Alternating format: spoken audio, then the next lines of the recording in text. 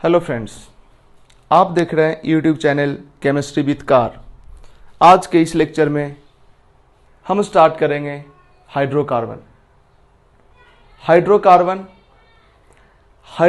का 3 पार्ट है, alkene, alkene, alkyne.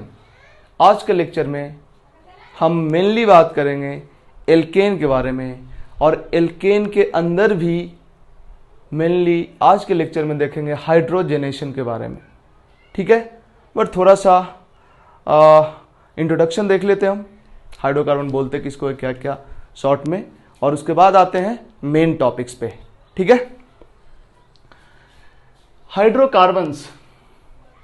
Hydrocarbons नाम से लगता है hydro H carbon C। Hydrocarbon hydrogen plus carbon, ऐसा कंपाउंड जो हाइड्रोजन एंड कार्बन से केवल बना हो, जिसमें हाइड्रोजन हो और कार्बन हो केवल और कोई ना हो, उस कंपाउंड को बोलते हैं हाइड्रोकार्बन। ठीक है, अब हाइड्रोकार्बन 2 टाइप का होता है, saturated hydrocarbon and unsaturated hydrocarbon. Saturated hydrocarbon उस हाइड्रोकार्बन को बोलेंगे जिसमें मल्टीपल बॉन्ड नहीं है, no multiple bond. Multiple bond किसको बोलते हैं? डबल बॉन्ड को बोलते हैं मल्टीपल बॉन्ड, ट्रिपल बॉन्ड को बोलते हैं मल्टीपल बॉन्ड। तो वो हाइड्रोकार्बन जिसमें डबल बॉन्ड या ट्रिपल बॉन्ड नहीं हो उसको बोलते हैं सेचुरेटेड हाइड्रोकार्बन। अनसेचुरेटेड हाइड्रोकार्बन उसको बोलते हैं जिसमें या तो डबल बॉन्ड हो या तो ट्रिपल बॉन्ड हो, तो उसको बोलते हैं अनसेचुरेटेड हाइड्रोकार्बन। तुम्हारे दिमाग में एक बात आ रहा होगा, सर सेचुरेटेड, अनसेचुरेटेड, इसका वर्ड मीनिंग भी कुछ है क्या? हाँ बिल्कुल है। सेचुरेटेड का मतलब वो कंपाउंड अब और ज्यादा हाइड्रोजन के साथ रिएक्शन ना कर सके। ये क्या बात हो गया? जैसे देखो, एक कंपाउंड हमने लिख दिया CH3CH डबल बॉन्ड CH2। अब इसको सेचुरेटेड हाइड्रोकार्बन बोलेंगे कि अनसेचुरेटेड हाइड्रोकार्बन बोलेंगे? डिफिनेशन वाइज तो अनसेचुरेटेड के केस में मल्टीपल बॉन्ड होता है, तो इसमें मल्टीपल बॉन्ड है इसलिए अनसेचुरेटेड हाइड्रोकार्बन हुआ। लेकिन वर्ड मीनिंग समझो तो जरा देखो, सेचुरेटेड जैसे बोलते हैं कोई सॉल्यूशन सेचुरेटेड है, मतलब नमक को, चीनी को पानी में डिजोल्व करके सेचुरेटेड सॉल्यूशन बना लो, इसका मतलब उसमें और चीनी अब डिजोल्व नहीं होगा। इसका मतलब इसको बोल रहे हैं, ये जो कंपाउंड है CH3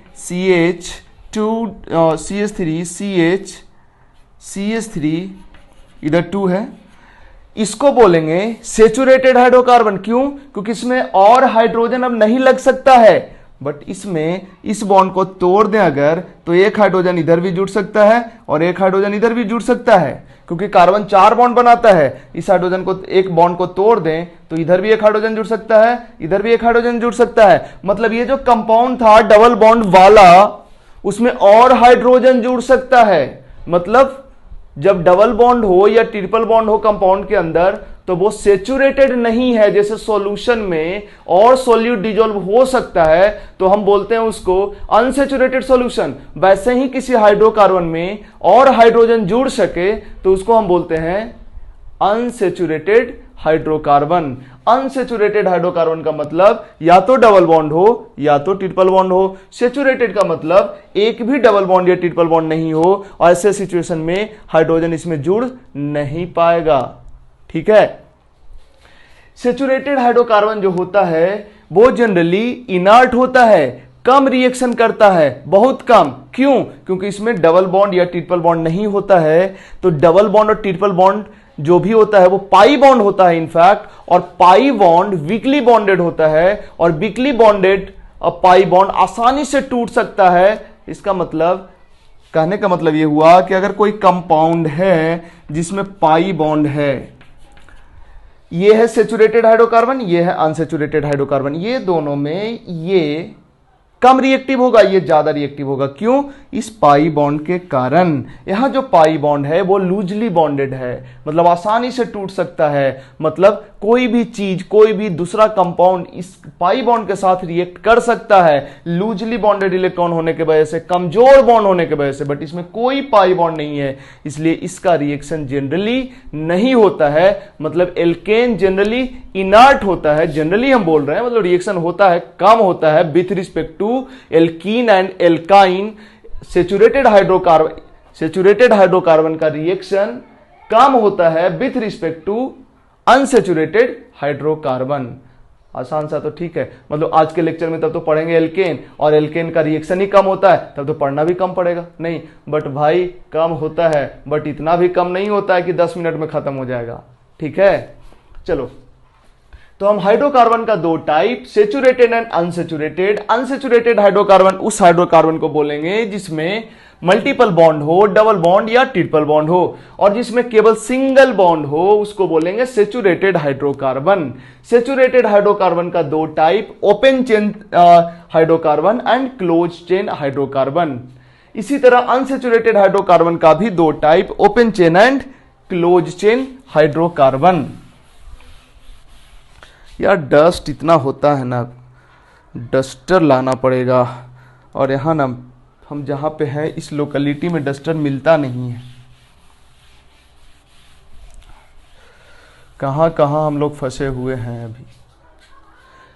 चलो, हाँ लॉकडाउन में फंसे हुए हैं, और क्या। देखो, अगर सेचुरेटेड हाइड्रोकार्बन है तो सेचुरेटेड हाइड्रोकार्बन में क्या होना चाहिए? केवल सिंगल बॉन्ड होना चाहिए। तो देखो, ये भी सेचुरेटेड हाइड्रोकार्बन है और ये भी सेचुरेटेड हाइड्रोकार्बन है, इसमें भी तो क्या है? केवल सिंगल बॉन्ड है, इसमें भी केवल सिंगल बॉन्ड है ना। इनफैक्ट इसको ऐसे लिख सकते हो, CH3 CH2 CH2 CH3। इसमें कोई भी पाई बॉन्ड नहीं है, हर जगह सिग्मा बॉन्ड ही है। इसमें भी क्या है? CH2 CH2 CH2 CH2, इसमें भी कोई भी पाई बॉन्ड नहीं है, हर जगह सिग्मा बॉन्ड है। मतलब ये दोनों सेचुरेटेड हाइड्रोकार्बन है, बट ये है ओपन चेन और ये है क्लोज चेन। ओपन चेन जो हाइड्रोकार्बन होता है, ओपन चेन सेचुरेटेड हाइड्रोकार्बन, उसका फॉर्मूला होता है CnH2n+2, CnH2n+2, जो कि तुम समझते थे 9th में कि एल्केन का फॉर्मूला होता है CnH2n+2। एल्केन ये है, एल्केन ये भी है, बट एल्केन में जो CnH2n+2 फॉर्मूला होता है वो ओपन चेन सेचुरेटेड हाइड्रोकार्बन होता है। मतलब एल्केन दो टाइप का, cyclo alkane and normal alkane. मतलब इसको एल्केन केवल बोलते हैं और इसको बोलते हैं साइक्लो एल्केन, या स्टेट चेन एल्केन एंड, या फिर chain open chain alkane and close chain alkane. Open chain alkane का जो फॉर्मूला होता है वो होता है CnH2n+2। क्लोज चेन एल्केन का फॉर्मूला CnH2n+2 नहीं होता है। क्लोज चेन एल्केन का फॉर्मूला बदलते रहता है डिपेंडिंग ऑन एक रिंग बना है, या 2 रिंग बना है, या 3 रिंग बना है, उस पर डिपेंड करेगा कि इस टाइप का जो सेचुरेटेड हाइड्रोकार्बन होगा, एल्केन होगा, उसका फॉर्मूला क्या होगा। तो हम लोग जो बचपन से पढ़ते आए, 9th से पढ़ते आए हैं, CnH2n+2 एल्केन का फॉर्मूला होता है, ये बेसिकली ओपन चेन एल्केन का फॉर्मूला होता है। क्लोज चेन का चेंज करता रहेगा डिपेंडिंग ऑन रिंग कितना बन रहा है।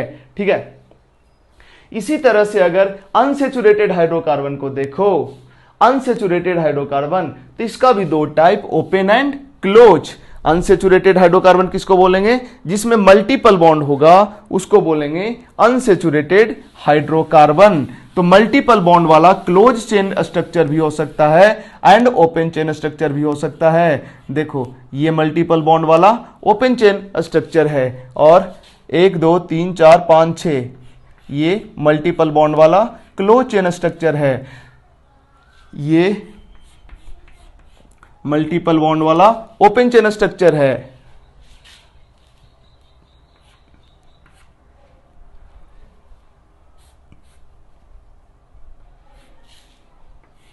एक 2 3 4 5 6 7 8 9, 1 2 3 4 5 6 7 8 9, 1 2 3 4 5 6 7 8, 8 ही हुआ, समझो ना कि 9 है। इसमें क्या है, मतलब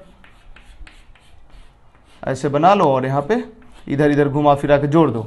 तो ये देखो, अगर इसको हम ऐसे जोड़ देते हैं तो ये है क्लोज चेन स्ट्रक्चर।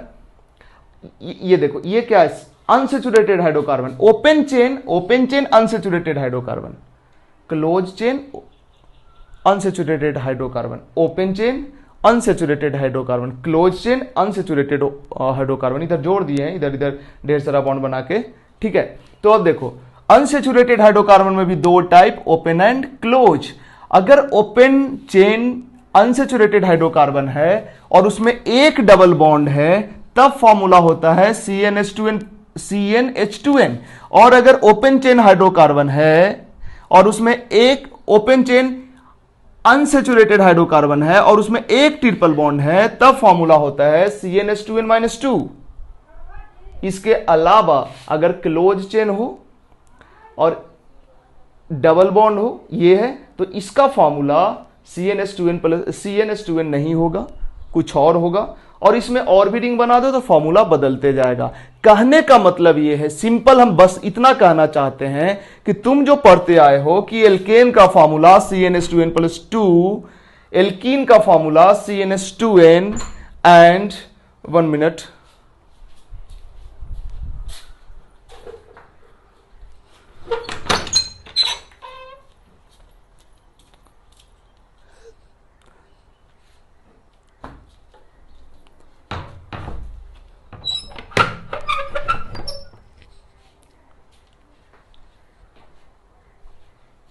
बीच बीच में ना कोई डिस्टर्ब करने आ ही जाते हैं, हद है। देखो, हम बात कर रहे थे कि तुम जो पढ़े हो एल्केन का फॉर्मूला CnH2n+2, ये केवल तब होगा जब ओपन चेन एल्केन होगा, क्लोज चेन एल्केन में यह फॉर्मूला नहीं होगा। एल्कीन CnH2n फॉर्मूला तुम पढ़े हो, ये तब होगा जब ओपन चेन एल्कीन होगा और एक ही डबल बॉन्ड होगा। एल्काइन का फॉर्मूला तुम पढ़े हो CnH2n-2, ये तब होगा जब ओपन चेन एल्काइन होगा और एक ही ट्रिपल बॉन्ड होगा। समझ आया? एक कभी आगे चल के कभी हम लेक्चर लेंगे जिसमें इन चीजों पे, ये बेसिक चीजों पे डिटेल डिस्कशन करेंगे, बट अभी नहीं कर पाएंगे क्योंकि अभी कोर्स हमें खत्म करना है, कोर्स थोड़ा पीछे चल रहा है। तो ये बेसिक चीजें हैं जो तुम NCERT से खुद भी पढ़ोगे तो समझ आ जाएगा। तो हम चलेंगे रिएक्शंस पे, ठीक है। बट इतना हमको जरूरी लगा था, इसलिए हमने ये बता दिया। थोड़ा सा NCERT से पढ़ोगे इस सेक्शन को। मतलब हमारे कहने का बस सिंपल मतलब था कि तुम ये मत समझना कि CnH2n+2 जो है, जितना भी एल्केन होगा सबको यही रिप्रेजेंट करेगा, ओपन चेन एल्केन को ये रिप्रेजेंट करेगा। जितना भी एल्कीन होगा सबको ये रिप्रेजेंट नहीं करेगा। जैसे कोई एल्कीन बना दे ऐसे, ये भी तो एल्कीन है, इसको ये रिप्रेजेंट नहीं करेगा। ये रिप्रेजेंट करेगा केवल उस एल्कीन को जो ओपन चेन हो और एक ही डबल बॉन्ड हो। ये रिप्रेजेंट करेगा केवल उस एल्काइन को जो ओपन चेन हो और एक ही ट्रिपल बॉन्ड हो, मतलब एक ही जगह ट्रिपल बॉन्ड हो। समझ आया? बढ़ते हैं आगे।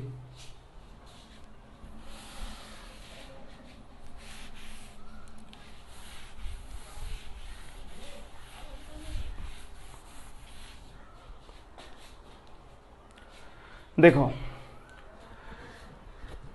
हाइड्रोकार्बन का दो पार्ट, सेचुरेटेड, अनसेचुरेटेड। सेचुरेटेड में ओपन चेन एल्केन होगा, ओपन चेन सेचुरेटेड हाइड्रोकार्बन होगा, क्लोज चेन सेचुरेटेड हाइड्रोकार्बन होगा। ये सेचुरेटेड हाइड्रोकार्बन को ही बेसिकली एल्केन बोलते हैं, और अनसेचुरेटेड के अंदर आ जाएगा एल्कीन एंड एल्काइन। ठीक है, तो हम पढ़ेंगे एल्केन के बारे में पहले। तो एल्केन के प्रिपरेशन के बारे में पढ़ेंगे, एल्केन बनता कैसे है, और उसके बाद जब एल्केन बन जाएगा तो हम बात करेंगे कि एल्केन का रिएक्शन क्या होता है। तुम बोलोगे सर अभी आप बोले कि एल्केन रिएक्शन ही नहीं करता है, मतलब सेचुरेटेड हाइड्रोकार्बन है इसका रिएक्शन नहीं करता है। हमने ये नहीं बोला था, कम करता है। तो कम करता है तो कुछ रिएक्शन तो होगा, उसके बारे में पढ़ेंगे। तो सबसे पहले एल्केन का प्रिपरेशन पढ़ेंगे। प्रिपरेशन में सबसे पहला जो प्रिपरेशन का तरीका होगा, फ्रॉम अनसेचुरेटेड हाइड्रोकार्बन, मतलब एल्केन का प्रिपरेशन फ्रॉम अनसेचुरेटेड हाइड्रोकार्बन, मतलब एल्कीन और एल्काइन से एल्केन बनाना। ठीक है, तो देखते हैं क्या क्या हमने लिखा, इधर थोड़ा जगह बना लेते हैं।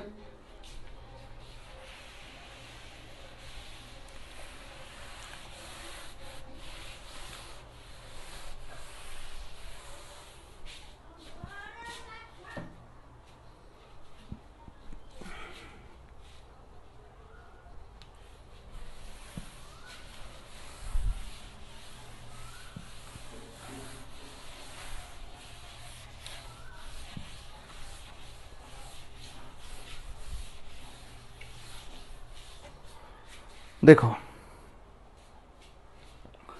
सबसे पहले हमने लिखा है पीटीपीडी, रूम टेम्परेचर, प्रेशर, निकल हाई टेम्परेचर एंड प्रेशर। देखो, तुमने 9th 10th में पढ़ा होगा, 9th में या 10th में, अगर एक एल्कीन ले लेते हैं, एल्कीन या एल्काइन, एल्कीन या एल्काइन, और इसको हाइड्रोजन के साथ रिएक्शन करा देते हैं, हाइड्रोजन के साथ रिएक्शन करा देते हैं। कहने का मतलब CH3 CH double bond CH CH3, और इसका रिएक्शन करा देते हैं हाइड्रोजन के साथ। क्या हो जाएगा? देखो, ये बॉन्ड टूटेगा, यहां 2 हाइड्रोजन है, एक हाइड्रोजन इधर एक हाइड्रोजन इधर लग जाएगा और बन जाएगा CH3 CH2 CH2 CH3, ये बन जाएगा। तो ये क्या हो गया? ये एल्कीन हो गया, एल्कीन को हाइड्रोजन के साथ रिएक्शन कराए एल्केन हो गया। इसी तरह से अगर एल्कीन ना हो, ये एल्काइन हो, CH3 C triple bond C CH3, ये है एल्काइन, इसको अगर 2 मोल हाइड्रोजन दे दो, 2 मोल हाइड्रोजन, क्योंकि एक बॉन्ड टूटेगा, एक हाइड्रोजन लगेगा, एक हाइड्रोजन लगेगा, दूसरा पाई बॉन्ड टूटेगा, दूसरा हाइड्रोजन लगेगा, दूसरा हाइड्रोजन लगेगा। इस तरह से क्या होगा? ये 2 मोल हाइड्रोजन इसमें जुड़ने के बाद बन जाएगा CH3 CH2 CH2 CH3, ये बन गया एल्केन, एल्केन बन गया। अब जरा गौर करो, एल्कीन लो या एल्काइन लो, हाइड्रोजन के साथ रिएक्शन करा दोगे, क्या बन जाएगा? एल्केन, एल्केन बन जाएगा। लेकिन सवाल है, क्या एक वेसल में एल्कीन रख दें या एल्काइन रख दें और उसी में हाइड्रोजन भी दे दें, तो क्या ये एल्कीन या एल्काइन एल्केन में कन्वर्ट हुआ रहेगा? नहीं होगा कन्वर्ट। तब तक नहीं होगा जब तक यहां पे कैट न रख दो, कैट बिल्ली, एक्चुअली कैट नहीं है, केटालिस्ट, जब तक कि केटालिस्ट न दे दो। केटालिस्ट दोगे तभी हाइड्रोजन इसके साथ रिएक्शन करेगा, अदरवाइज नहीं करता है रिएक्शन। ये केटालिस्ट कौन है? वही केटालिस्ट हमने यहां पे लिखा है। ये केटालिस्ट कौन है? केटालिस्ट है प्लेटिनम, प्लेडियम।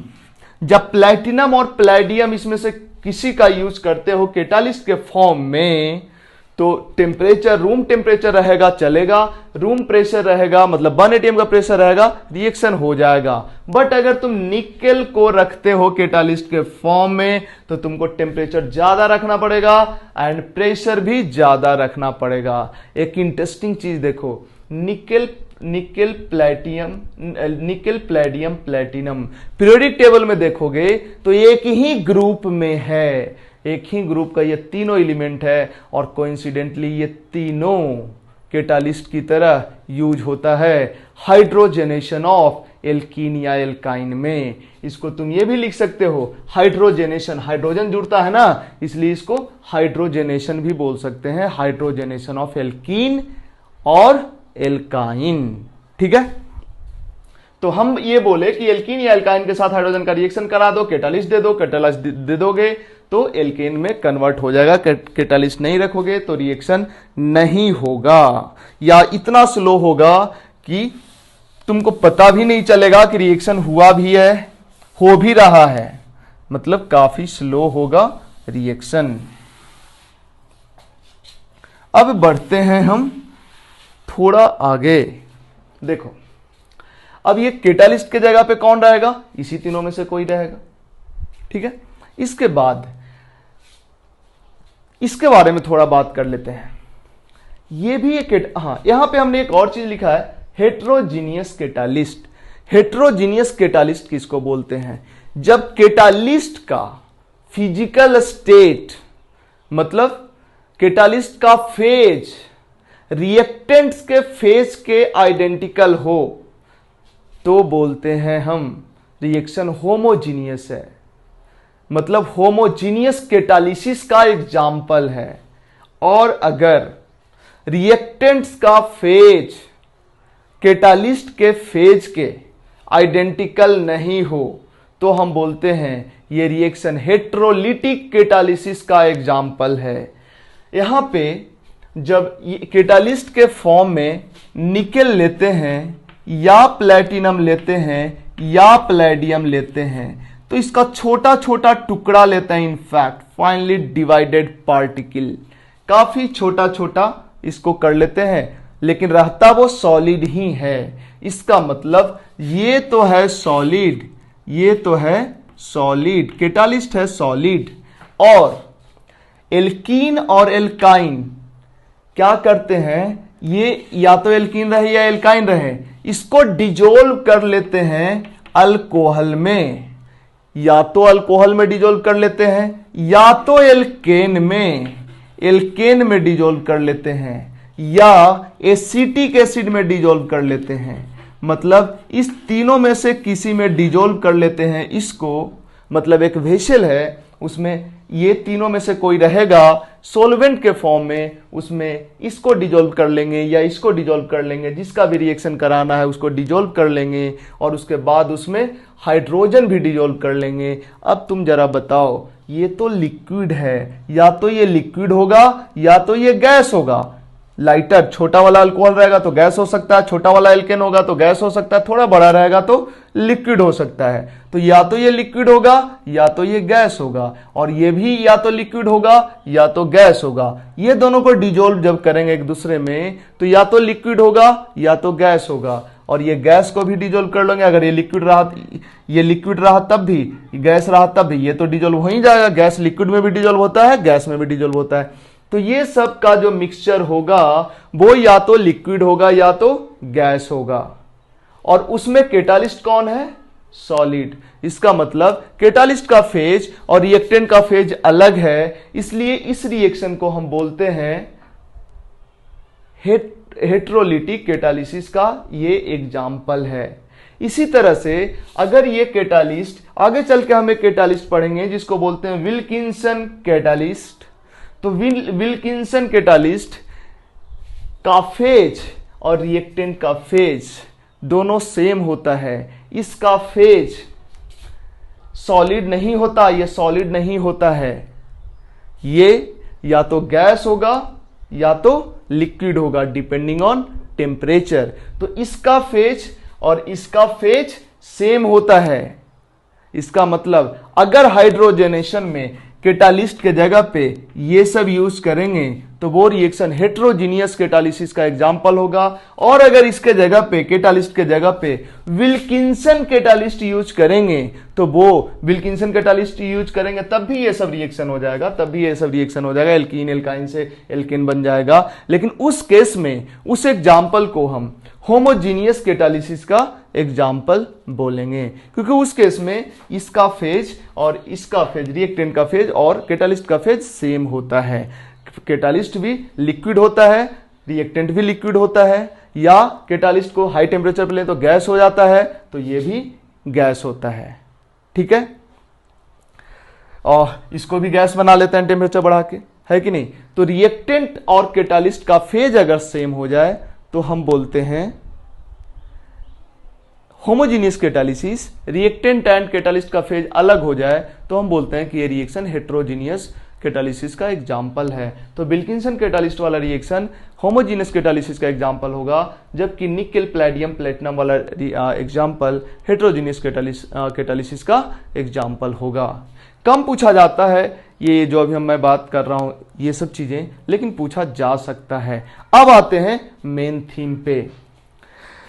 देखो नीचे एक पॉइंट हमने लिखा है, अच्छा ये क्या लिखा है, ये एक्चुअली बड़ा सा जो नाम है ना, chloro trees triphenyl phosphine rhodium 1, ये इस कंपाउंड का विल्किंसन कैटालिस्ट कंपाउंड का आईयूपैक नेम है। ये जब 12th में पढ़ोगे कोऑर्डिनेशन कंपाउंड, उस समय बताया जाएगा कि ऐसे कॉम्प्लेक्स का नाम कैसे लिखते हैं। जो 12th वाले बच्चे इस वीडियो को देख रहे होंगे उनको ये पता होगा, या 12th पास आउट वाले को ये पता होगा कि इसका नाम ये कैसे लिखा गया। अभी 11th वाले इसको तुम इग्नोर कर सकते हो, बट थोड़ा सा हम देख लेते हैं ये विल्किंसन कैटालिस्ट है कैसा।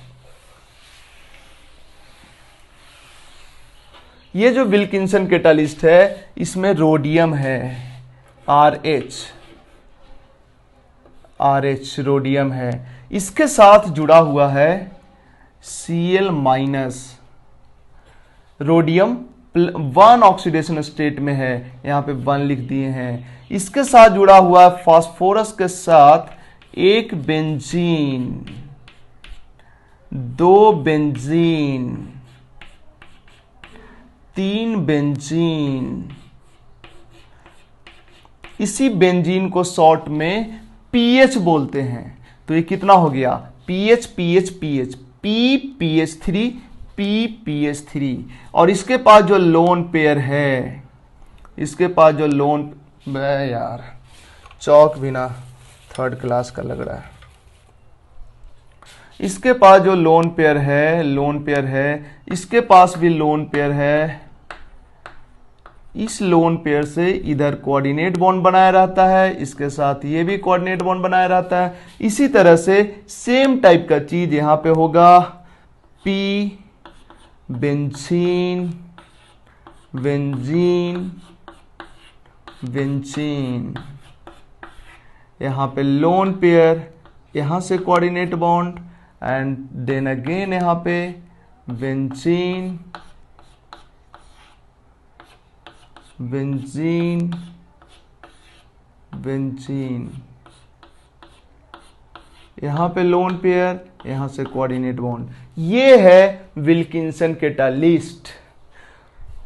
और देखो इसी को PPH3 को बोलते हैं ट्राइफिनाइल फॉस्फीन, इसको बोलते हैं triphenyl phosphine, triphenyl phosphine. PH3 को बोलते हैं ना फॉस्फीन, तो H को हटा के 3 फिनाइल लगा दिए, मतलब 3 बेंजीन लगा दिए, तो बोलेंगे ट्राइफिनाइल फॉस्फीन। ऐसा ऐसा 3 है, इसलिए लिखा गया है ट्रीस ट्राइफिनाइल फॉस्फीन। रोडियम 1 का मतलब ऑक्सीडेशन नंबर 1, और क्लोरो, ये क्लोरीन लगा हुआ है इसलिए क्लोरो। ये आईयूपैक नेम लिखने का तरीका आगे पढ़ोगे। इसका जो ज्योमेट्री होता है P P Cl P, और ये रोडियम एक प्लेन में होता है, मतलब ये होता है इनफैक्ट स्क्वायर प्लेनर। डिटेल पढ़ोगे जब कोऑर्डिनेशन कंपाउंड पढ़ोगे 12th में तब। ये हो गया विल्किंसन कैटालिस्ट का स्ट्रक्चर। अब बढ़ते हैं आगे। विल्किंसन कैटालिस्ट के बारे में अब थोड़ा देर बाद बात करेंगे, पहले हम बात कर लेते हैं इस पे।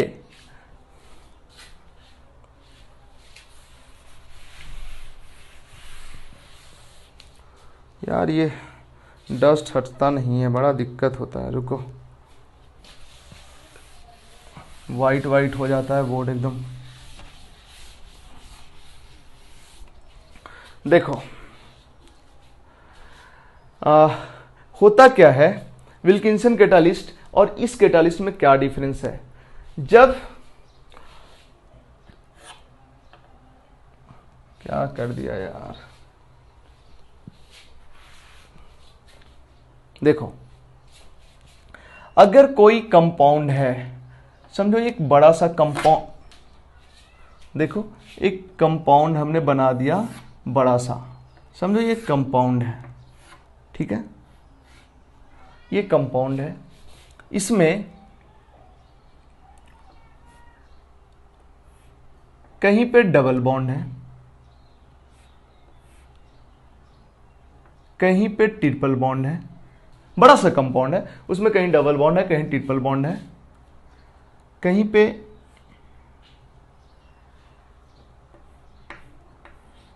एल्डिहाइड है, कहीं पे कीटोन है,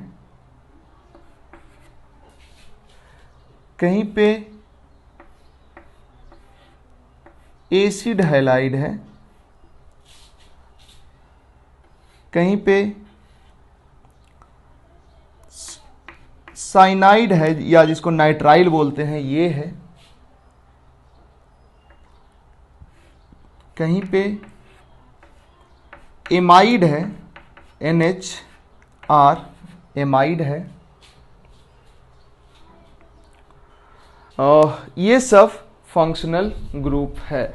अगर इसको रिड्यूस करें H2PT से, अगर इसको रिड्यूस करें H2PT से क्या होगा? 1 मिनट, हाँ सोचो, इसको जब H2PT से रिड्यूस करेंगे तो क्या होगा? 1 मिनट वेट कर लो।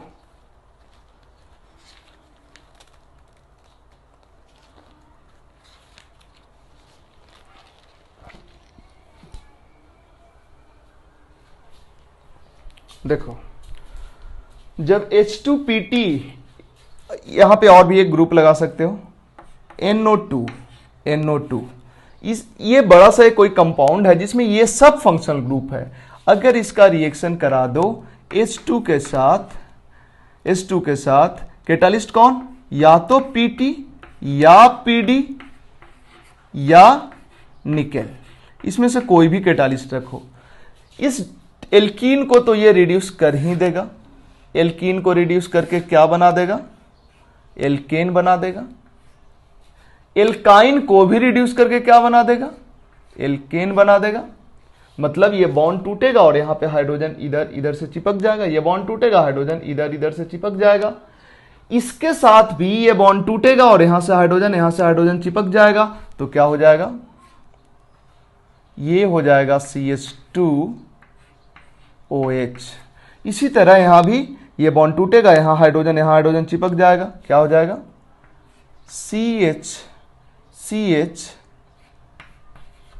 CHR और इधर OH। इसमें क्या होगा कि एक हट जाएगा Cl और यहां पे ये बेसिकली कन्वर्ट हो जाता है CH2OH में। याद रखो कैसे होगा ये हम नहीं बता रहे हैं। ये Cl निकल जाता है और यहाँ पे 2 H आ जाता है और यहाँ पे 1 H आ जाता है, मतलब CH2OH में ये कन्वर्ट हो जाता है। यहाँ पे ट्रिपल बॉन्ड, 2 पाई बॉन्ड है, दोनों टूट जाएगा, मतलब एक पाई बॉन्ड टूटेगा, हाइड्रोजन चिपकेगा, दूसरा पाई बॉन्ड टूटेगा, हाइड्रोजन चिपकेगा, ये बन जाएगा CH2NH2। ठीक है, इसी तरह से NO2 भी कन्वर्ट हो जाता है किसमें? NH2 में, मतलब रिडक्शन हो रहा है। इसका भी रिडक्शन हो गया, इसमें भी हाइड्रोजन चिपक गया, इसमें भी हाइड्रोजन चिपक गया, इसमें भी हाइड्रोजन चिपक गया, मतलब इसको भी H2PT रिड्यूस कर दिया। और इस तरह से इसको भी रिड्यूस कर देता है। यहां पे 2 पॉसिबिलिटी होता है, एक तो है कि NHR, ये डबल बॉन्ड हट ही जाता है और ये बन जाता है, और दूसरा पॉसिबिलिटी होता है कि RNH2 बनेगा और साथ में बनेगा ये जो है ना, ये CH2OH हो जाएगा, मतलब CH2OH, ये बन जाएगा CH2, और ये जिस कंपाउंड के जिस पोर्शन से जुड़ा रहेगा उधर से ये जुड़ा रहेगा, और ये O रह जाएगा और इसके साथ H जुड़ जाएगा, ये बन जाएगा। ठीक है, तो ये 2 तरह से कन्वर्ट हो सकता है H2PT के साथ रिएक्शन के साथ। या तो ये बनेगा, या तो ये ऑक्सीजन गायब हो जाएगा, या फिर यहां से खुल जाएगा, RNH2 बन जाएगा और ये कन्वर्ट हो जाएगा CH2OH में। ठीक है, इसका थोड़ा अलग टाइप का कहानी है, बाकी सबका तो एक ही है। डबल बॉन्ड के वॉट H जुड़ा, डबल बॉन्ड के वॉट H जुड़ा, डबल बॉन्ड के वॉट H जुड़ा, यहाँ पे NO2 NH2 में कन्वर्ट हो गया, डबल बॉन्ड के वॉट H जुड़ा। इसमें थोड़ा अलग और इसमें थोड़ा अलग है। ठीक है, कहना हम ये चाह रहे हैं कि H2PT लेंगे, H2PD लेंगे या H2NI लेंगे तो एल्कीन और एल्काइन तो रिड्यूस होके, सॉरी यहां पे सिंगल बॉन्ड हो जाएगा ना, एल्कीन और एल्काइन रिड्यूस होके तो एल्केन में कन्वर्ट हो ही जाएगा। उसके अलावा इतना सारा जो फंक्शनल ग्रुप है ये सब फंक्शनल ग्रुप भी रिड्यूस हो जाता है H2PT, H2PD, H2NI के प्रेजेंस में। लेकिन अगर यहीं इसके जगह पे विल्किंसन कैटालिस्ट रखोगे तो केवल और केवल एल्कीन का रिडक्शन होगा और एल्काइन का रिडक्शन होगा और किसी का रिडक्शन नहीं होगा।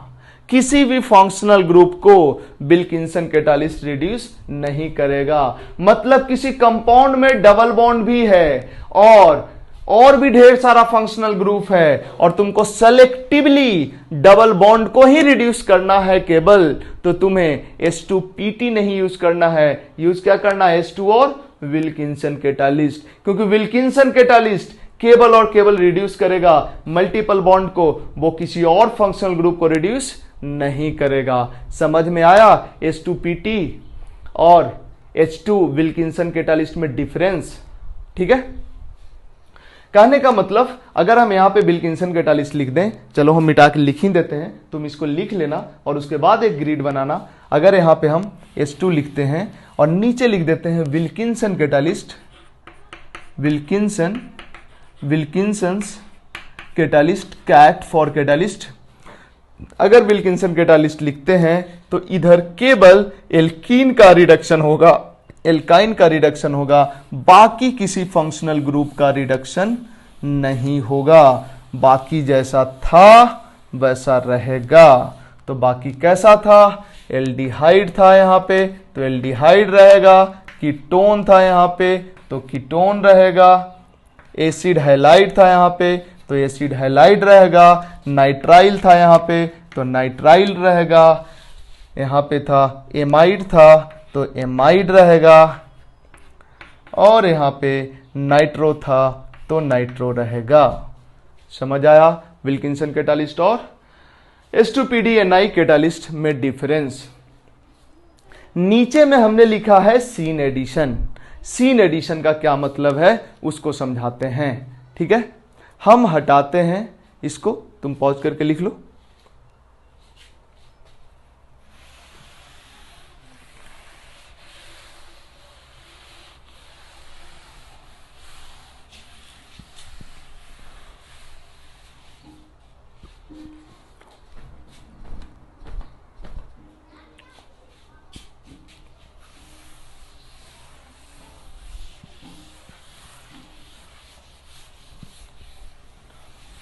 देखो सीन एडिशन का क्या मतलब है। सबसे पहले समझते हैं कि एक कैटालिस्ट कैसे, मैकेनिज्म क्या है इस रिएक्शन का। लेकिन मेरे को लगता है कि मैकेनिज्म से कुछ ज़्यादा फायदा नहीं है, ज़्यादा फायदा का फायदा ही नहीं है इनफैक्ट। तो हम बस बहुत थोड़ा सा बात करेंगे। होता क्या है, जो निकेल प्लेटिनम या प्लेडियम है उसके सरफेस पे अब छोटा छोटा टुकड़ा है निकेल का, प्लेडियम का, प्लेटिनम का छोटा छोटा टुकड़ा है, तो उसका भी तो सरफेस होगा ना। वो छोटा टुकड़ा में भी तो सरफेस होगा ना, माइक्रो लेवल पे हो तो काफी चौड़ा सरफेस होगा या नहीं होगा। हाइड्रोजन के रिस्पेक्ट में हाइड्रोजन का जो साइज है और एल्कीन का जो साइज है उसके रिस्पेक्ट में तो छोटा सा भी प्लेटिनम का टुकड़ा, तो उस पर काफी सरफेस तो होगा ना। उस सरफेस पे एडजॉर्ब हो जाता है हाइड्रोजन। एडजॉर्ब होने का मतलब होता है कोई अगर ब्लॉक है और उसका सरफेस पे कोई गैस ट्रैप हुआ है तो उसको बोलते हैं एडजॉर्प्शन। और अगर पूरे बल्क में इक्वली डिस्ट्रीब्यूट हो गया है तो उसको बोलते हैं एब्जॉर्प्शन। B for Bombay. जैसे स्कूल सीट का बस, याद है स्कूल सीट का बस फाड़ के अंदर से फोम निकालते थे, उस फोम को पानी में डाल दो, फिर पानी से वो फोम निकालो, उसके अंदर पानी इक्वली डिस्ट्रीब्यूट हो जाता है। यह हुआ एब्जॉर्प्शन। और कोई ऐसा निकेल है बाय द वे, तो निकेल को एक वेसल में रख दो, निकेल के एक टुकड़ा को वेसल में रख दो या प्लेटिनम के एक टुकड़ा को वेसल में रख दो और उसमें हाइड्रोजन भर दो उस वेसल में, तो क्या होगा, प्लेटिनम के अंदर हाइड्रोजन नहीं घुसेगा, उसके सरफेस पे 2-3 मोलेकुलर लेवल नीचे तक केवल हाइड्रोजन ट्रैप होगा। तो अगर कहीं सरफेस पे कोई चीज ट्रैप होता है तो उसको बोलते हैं एडजॉर्प्शन, और पूरे बल्क में ट्रैप होता है तो बोलते हैं उसको एब्जॉर्प्शन। इस पे एक चैप्टर है डेडिकेटेड 12th में सरफेस केमिस्ट्री, तो वहां पे डिटेल में पढ़ेंगे। तो हम बस ये कहना चाह रहे हैं कि ये जो कैटालिस्ट है निकेल पैलेडियम प्लेटिनम, उसके सरफेस पे हाइड्रोजन गैस ट्रैप हो जाता है, मतलब एडजॉर्ब हो जाता है, एडजॉर्ब हो जाता है इसके सरफेस पे। ये जो सरफेस है प्लेटिनम का या पैलेडियम का जो भी है, इसके सरफेस पे क्या हो गया, हाइड्रोजन ट्रैप हो गया। हाइड्रोजन था H2, बट इसके अंदर जब गया तो इस हाइड्रोजन के बीच में जो बॉन्ड था वो टूट गया और ये जुड़ गया, प्लेटिनम के साथ बॉन्ड बना लिया।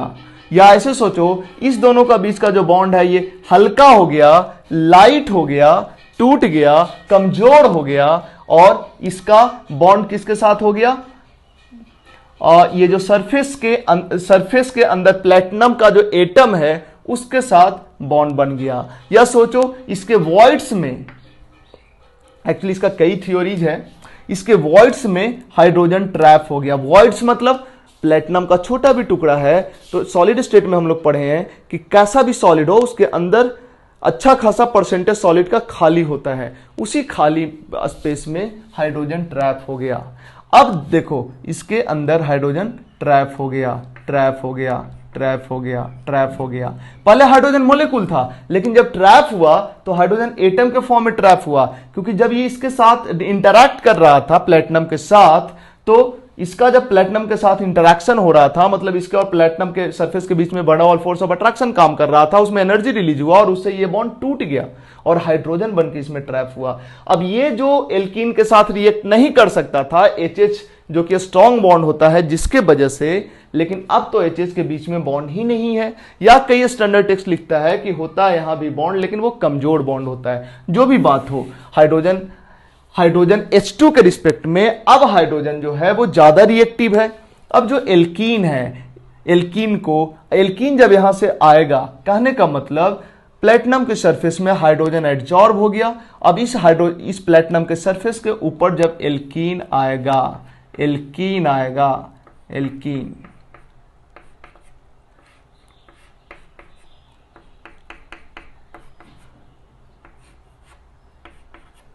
यही है एल्कीन। अब होता क्या है, इसका जरा स्ट्रक्चर देखो कैसा है। इसका स्ट्रक्चर है C,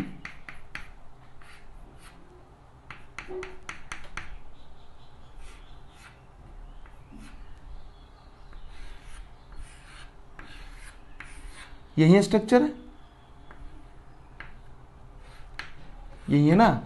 तो ये जब ये इसका जो लोन पेयर है, लोन पेयर नहीं इनफैक्ट पाई बॉन्ड का पाई क्लाउड, ये पाई क्लाउड इस कैटालिस्ट के साथ इंटरैक्ट करता है। मतलब जैसे हाइड्रोजन ट्रैप हुआ था वैसे ही ये आता है कैटालिस्ट के तरफ, अट्रैक्ट होता है। जब कैटालिस्ट के तरफ इसका जो पाई क्लाउड है, अब ये पाई क्लाउड से ही कैटालिस्ट के तरफ इंटरैक्ट होगा, क्योंकि इसी में लूजली बॉन्डेड इलेक्ट्रॉन है। अब देखो, अब जब ये जैसे ही प्लेटिनम सरफेस के तरफ आएगा तो यहां से ये हाइड्रोजन इसमें लग जाएगा, इधर से हाइड्रोजन लग जाएगा। देखो दोनों हाइड्रोजन एक ही तरफ से लगा, जैसे कहने का मतलब ये है कि ये जो एल्कीन है, ये जो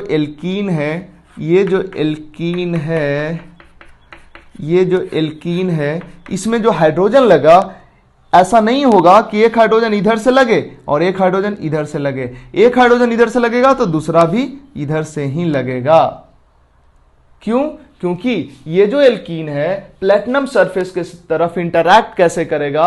अपने पाई क्लाउड के साथ। पाई क्लाउड के कारण, पाई क्लाउड का जो इलेक्ट्रॉन है इसके कारण प्लेटिनम के साथ बॉन्ड बनाने के लिए जाएगा। तो प्लेटिनम के तरफ बॉन्ड बनाने जाएगा तो प्लेटिनम के तरफ बॉन्ड बनाने गया जहां हाइड्रोजन बैठा हुआ है, और यह हाइड्रोजन इसके इस ऑर्बिटल के साथ इस बॉन्ड को तोड़ दिया और इसके साथ जुड़ गया। एक हाइड्रोजन जब इसके साथ जुड़ेगा, मतलब इसमें दो इलेक्ट्रॉन था ना, एक इलेक्ट्रॉन इसमें एक इलेक्ट्रॉन इसमें, यहां ना लिख के यहां पे इलेक्ट्रॉन को दिखाते हैं, एक इलेक्ट्रॉन इसमें एक इलेक्ट्रॉन इसमें। तो ये जब बॉन्ड टूट गया तो अब क्या हुआ, एक हाइड्रोजन था जो इसके साथ जुड़ गया, अब दूसरा हाइड्रोजन भी ऊपर से तो नहीं जुड़ेगा, इधर से ही जुड़ेगा। इसका मतलब दोनों हाइड्रोजन एक ही तरफ से जुड़ा, इसलिए बोलते हैं एडिशन, या इस रिएक्शन को सीन एडिशन। किस रिएक्शन को? चलो इसको हटा रहे हैं अब। समझ में आ गया तो ठीक है, नहीं समझ में आया कोई बात नहीं, इसको याद कर लेना। क्या याद कर लोगे वो देखो। ये जो रिएक्शन है कैटालिस्ट के प्रेजेंस में हाइड्रोजन का एडिशन, ये क्या इसी को बोलते हैं हाइड्रोजनेशन।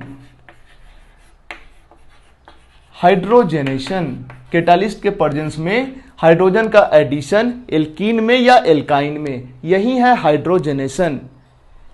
अब ये हाइड्रोजनेशन को तुम एडिशन रिएक्शन भी बोल सकते हो, एडिशन रिएक्शन भी बोल सकते हो, क्योंकि इसमें डबल बॉन्ड के अबाउट या ट्रिपल बॉन्ड के अबाउट हाइड्रोजन जुड़ता है, ठीक है। बट इस एडिशन रिएक्शन को सीन एडिशन बोलते हैं, सीन एडिशन बोलते हैं, सीन एडिशन बोलते हैं। सीन एडिशन इसलिए बोलते हैं क्योंकि जो डबल बॉन्ड होता है उस डबल बॉन्ड का दो साइड होता है। फिर से हम दिखा रहे हैं, C double bond, C double bond नहीं, कोई मोलेकुल है, एल्कीन है बाय द वे, तो एल्कीन का एल्कीन प्लेनर होता है, ये प्लेनर एल्कीन है, ठीक है। समझा ये कैसे है? नहीं समझ रहे हो तुम, हमको ऐसा लग रहा है, इसलिए हम देखो इसको फिर से कोशिश करते हैं समझाने का। अगर कोई ऐसे लिख दे सी डबल बॉन्ड सी CH3 CH3, है ना, CH3 CH3, ठीक है। तो ये पूरा का पूरा प्लेनर है, sp2 कार्बन केमिकल बॉन्डिंग में हमने बताया होगा। अब ये पूरा का पूरा प्लेनर है, इसको ऐसे रखे हुए हैं, इसको ऐसे नहीं रखो, इसको ऐसे कर दो तो क्या हो जाएगा, ये अभी ऐसे है, इसको ऐसे कर दो तो ये अंदर चला जाएगा, ये बॉन्ड बाहर आ जाएगा, ये बॉन्ड अंदर चला जाएगा, ये बॉन्ड बाहर आ जाएगा। देखो ऐसे है, इसको ऐसे कर दो, ऐसे है, इसको ऐसे कर दो, देखो क्या हो जाएगा, C CH3 व्हाट्सएप पे या कमेंट में लिखोगे समझ आया या नहीं आया, क्योंकि ये थोड़ा सा टफ चीज है। CH3, अब देखो यहां पे जो पाई बॉन्ड था ये इस तरह से कुछ खड़ा था, अब जब इस मॉलिक्यूल को ऐसे कर दिए तो ये पाई बॉन्ड ऐसे था, वो कैसे हो गया ऐसे, मतलब पाई बॉन्ड यहां पे बोर्ड के परपेंडिकुलर प्लेन में था, यहां पे आ गया बोर्ड के प्लेन में, ठीक है। ये मॉलिक्यूल ऐसे था, ये पाई बॉन्ड परपेंडिकुलर प्लेन में था, इसको जब ऐसे घुमा दिए तो ये अंदर ये बाहर आ गया। देखो पहले क्या था, ये बोर्ड के प्लेन में, बोर्ड के प्लेन में, बोर्ड के प्लेन में, बोर्ड के प्लेन में, यहाँ का जो पाई बॉन्ड है, यहाँ का पी ऑर्बिटल बोर्ड के परपेंडिकुलर, यहाँ का पी ऑर्बिटल बोर्ड के परपेंडिकुलर, मतलब ये बाहर की ओर ऐसे निकला हुआ है। जब इस मॉलिक्यूल को ऐसे घुमा देंगे तो ये जो पी ऑर्बिटल है ये बोर्ड के प्लेन में आ गया, ठीक है। अब देखो जब इसके साथ हाइड्रोजन जुड़ेगा तो हाइड्रोजन कैसे जुड़ेगा, एक हाइड्रोजन जिधर से जुड़ेगा दूसरा हाइड्रोजन भी उधर से ही जुड़ेगा, इसी को बोलते हैं सीन एडिशन। एक ही तरफ से दोनों हाइड्रोजन जुड़ना डबल बॉन्ड पे, एक नीचे से जुड़ता और एक ऊपर से जुड़ता तो बोलते एंटी एडिशन। तो हाइड्रोजनेशन इस कैटालिस्ट के प्रेजेंस में और विल्किंसन कैटालिस्ट के प्रेजेंस में, इनफैक्ट हाइड्रोजनेशन बोलते ही है addition of hydrogen in presence of catalyst, addition of hydrogen in presence of catalyst. ये जो हाइड्रोजनेशन होता है ये सीन एडिशन ही होता है। तो जो चाहे विल्किंसन के केस में भी सीन होता है, इसका हम मैकेनिज्म नहीं बताएंगे क्योंकि जरूरत नहीं है, आईआईटी लेवल पे या हायर केमिस्ट्री में पढ़ा जाता है इसका मैकेनिज्म। बट ये कैटालिस्ट हो चाहे ये कैटालिस्ट हो, सीन एडिशन ही होता है, एक ही तरफ से हाइड्रोजन जुड़ता है। बड़ा इंपॉर्टेंट चीज है, गौर करना, जब हाइड्रोजन नीचे से जुड़ रहा है और फाइनली ये बॉन्ड खत्म हो जाएगा और यहाँ सिग्मा बॉन्ड हो जाएगा, CH sigma bond, CH sigma bond, तो होगा क्या, जब नीचे से हाइड्रोजन जुड़ रहा है तो ये बॉन्ड पीछे की ओर है, ये बॉन्ड आगे की ओर है, मतलब ये पीछे, ये आगे की ओर, ये पीछे है, ये आगे की ओर है, ये पीछे रहते हुए ऊपर उठेगा, ये आगे रहते हुए ऊपर उठेगा, ये पीछे रहते हुए ऊपर उठेगा, ये आगे रहते हुए थोड़ा ऊपर उठेगा, और देखो क्या हो जाएगा, C पीछे रहते हुए ऊपर उठेगा, आगे रहते हुए ऊपर उठेगा, और ये हाइड्रोजन जो यहाँ पे है ये यहाँ पे आ जाएगा बोर्ड के प्लेन में, ये बोर्ड के प्लेन से ऐसे जुड़ रहा है, ठीक है। ये पीछे रहते हुए ऊपर उठेगा, ये आगे रहते हुए ऊपर उठेगा, हाइड्रोजन है CH3 ना, और यहां से हाइड्रोजन ऐसे जुड़ जाएगा, ये बन गया CH3 CH3 CH3 CH3, ठीक है। मतलब ये है क्या, ऐसे समझो कैसे समझाएं, मॉडल भी हम बना अच्छा देखो, पेन है हमारे पास, इससे हम समझाने का कोशिश कर रहे हैं। और सिट देखो, पता नहीं समझा भी पाएंगे पेन से। देखो देखो ऐसे ही है ना, एक इधर और एक इधर एल्कीन है, ठीक है। अब हाइड्रोजन नीचे से जुड़ रहा है, यहां भी हाइड्रोजन नीचे से जुड़ रहा है, यहां तो ऐसे है और ऐसे है, हाइड्रोजन नीचे से जुड़ रहा है, या दोनों जगह हाइड्रोजन ऊपर से जुड़ सकता था, सीन का मतलब एक ही साइड से जुड़े बस। तो ऐसे है, ऐसे है, ऐसे है एल्कीन, और पी ऑर्बिटल यहाँ पे ऐसे है, ऐसे पी ऑर्बिटल है, पाई बॉन्ड बना हुआ है। तो हाइड्रोजन नीचे से जुड़ रहा है, तो नीचे से जब हाइड्रोजन जुड़ेगा, जुड़ने के पहले ये sp2 कार्बन है और जुड़ जाएगा तो sp3 हो जाएगा। तो जब जुड़ रहा होगा नीचे से तो धीरे धीरे ये दोनों ऊपर उठने लगेगा, ऊपर उठने लगेगा और फाइनली ऐसे हो जाएगा।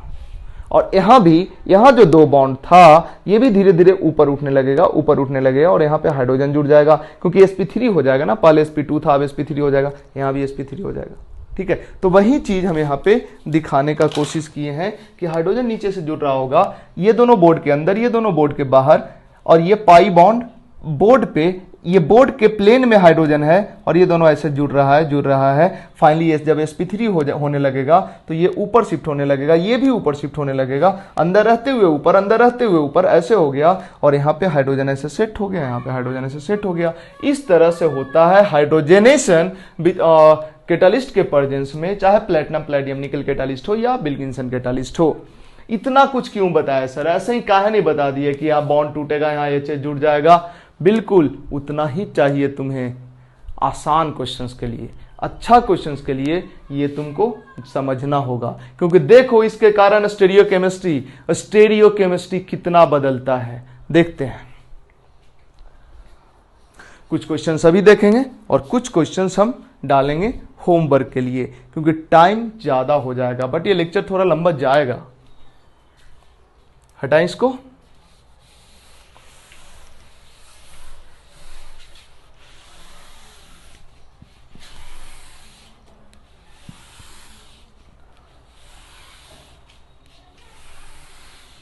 इसको भी हटाते हैं।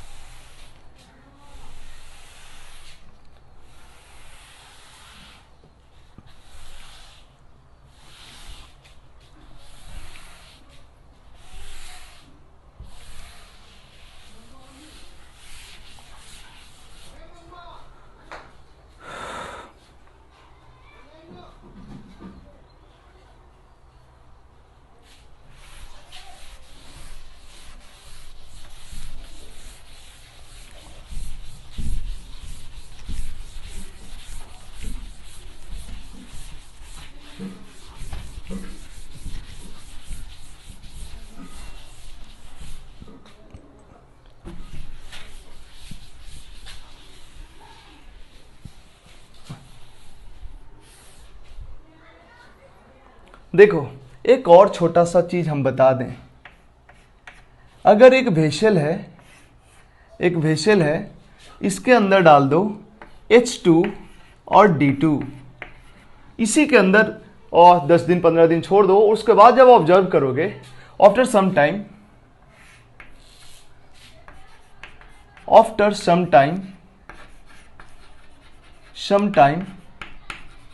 देखोगे तो इसमें H2 और D2 ही होगा। बट एक काम करो, ये जो कंटेनर है इसके अंदर रखो प्लेटिनम का छोटा छोटा टुकड़ा और तब इसमें डालो H2 D2 और इसको कुछ दिनों के लिए छोड़ दो।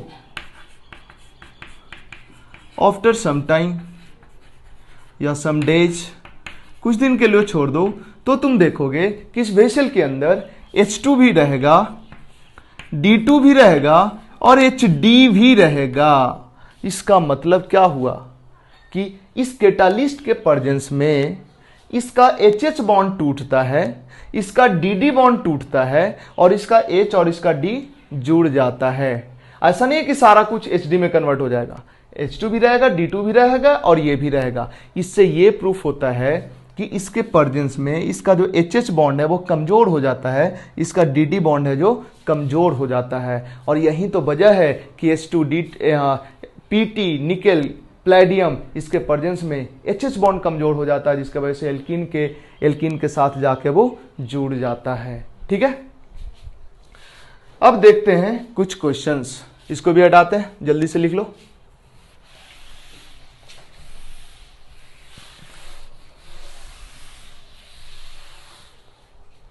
देखो,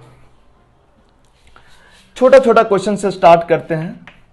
पहले बेसिक नीट लेवल पे रहते हैं। अगर तुमसे को दिया जाए CH2 डबल बॉन्ड CH2 और बोले कि H2 दे दिए इसको हम और कैटालिस्ट दे दिए निकेल प्लेडियम प्लेटिनम या विल्किंसन कैटालिस्ट, कोई भी कैटालिस्ट दे दिए।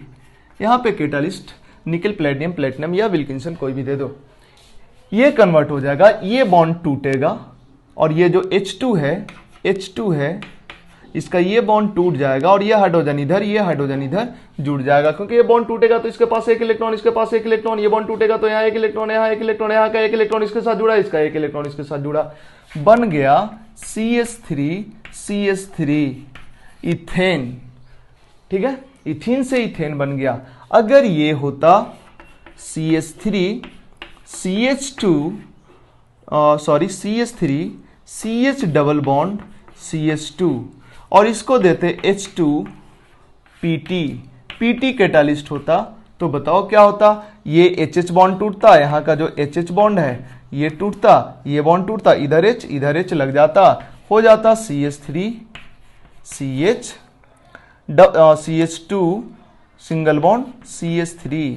बट अगर कोई इसको CH डबल बॉन्ड CH2 देता और इसका रिएक्शन हमें कराना होता D2 के साथ इन प्रेजेंस ऑफ कैटालिस्ट प्लेटिनम।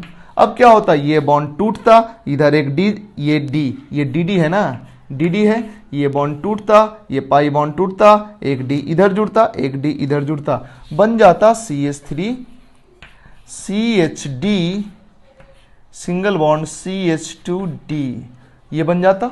ठीक है, तो इसी तरह का रिएक्शन होता। अगर यहां पे हम रखते, अब इस तरह का लिखते हैं, जल्दी हो जाएगा, ये है एल्काइन, इसका अगर रिएक्शन करा दें H2 के साथ प्लेटिनम के प्रेजेंस में, क्या होगा, इसका 2 मोल यूज होगा।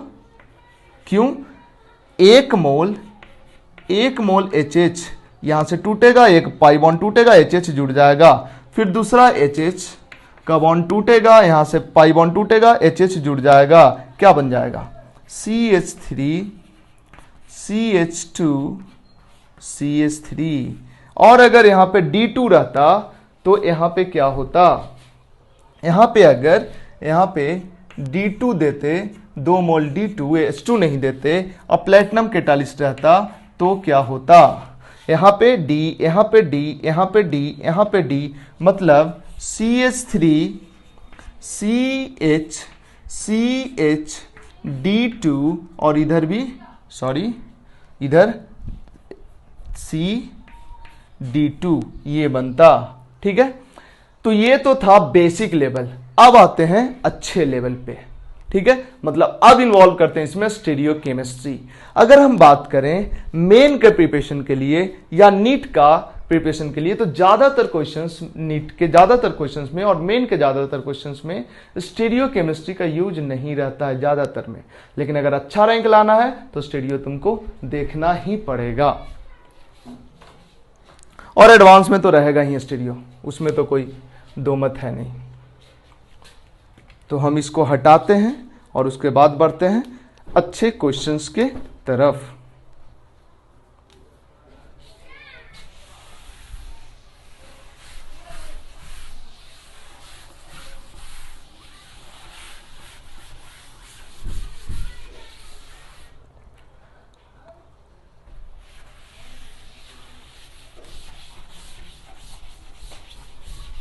या थोड़ा सा और आसान क्वेश्चन कर लेते हैं, तब अच्छे क्वेश्चंस की तरफ बढ़ेंगे। अगर तुमको दिया जाए ये कंपाउंड और इसको पीटी के प्रेजेंस में H2 के साथ रिएक्शन कराओ, H2 के साथ रिएक्शन कराओ, क्या बनेगा?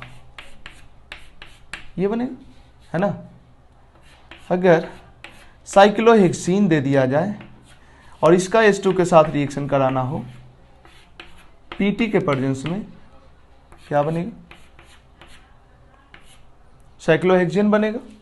अगर दे दिया जाए कंपाउंड ऐसा कुछ डबल बॉन्ड O और ये इसका रिएक्शन करने के लिए दे दिया जाए H2 के साथ किसके प्रेजेंस में? Wilkinson catalyst.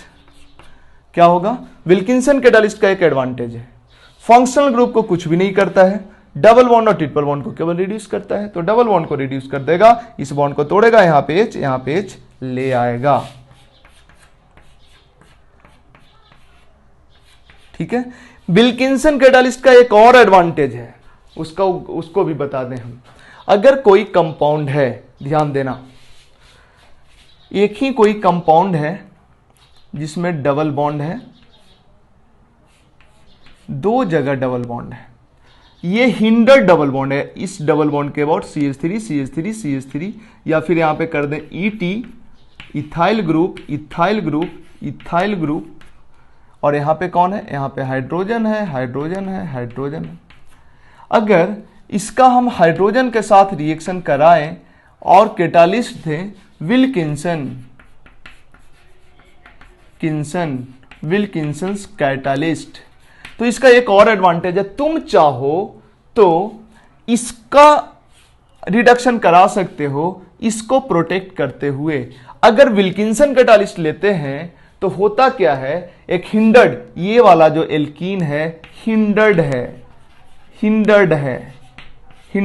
और ये हिंडर्ड नहीं है। तो हिंडर्ड एल्कीन से ज्यादा रेट से, अनहिंडर्ड एल्कीन के साथ विल्किंसन कैटालिस्ट के प्रेजेंस में रिएक्शन फास्टर रेट से होता है, हिंडर्ड एल्कीन के साथ रिएक्शन स्लोअर रेट से होता है। तो तुम चाहोगे तो रिएक्शन को कंट्रोल करते हुए इस तरह से कंट्रोल किया जा सकता है कि तुम कम हिंडर्ड एल्कीन के साथ हाइड्रोजन का रिएक्शन हो जाए और ज्यादा हिंडर्ड के साथ रिएक्शन ना हो। मतलब हिंडर्ड और अनहिंडर्ड के केस में सेलेक्टिवली अनहिंडर्ड एल्कीन को रिड्यूस करने के लिए भी विल्किंसन कैटालिस्ट का यूज किया जाता है।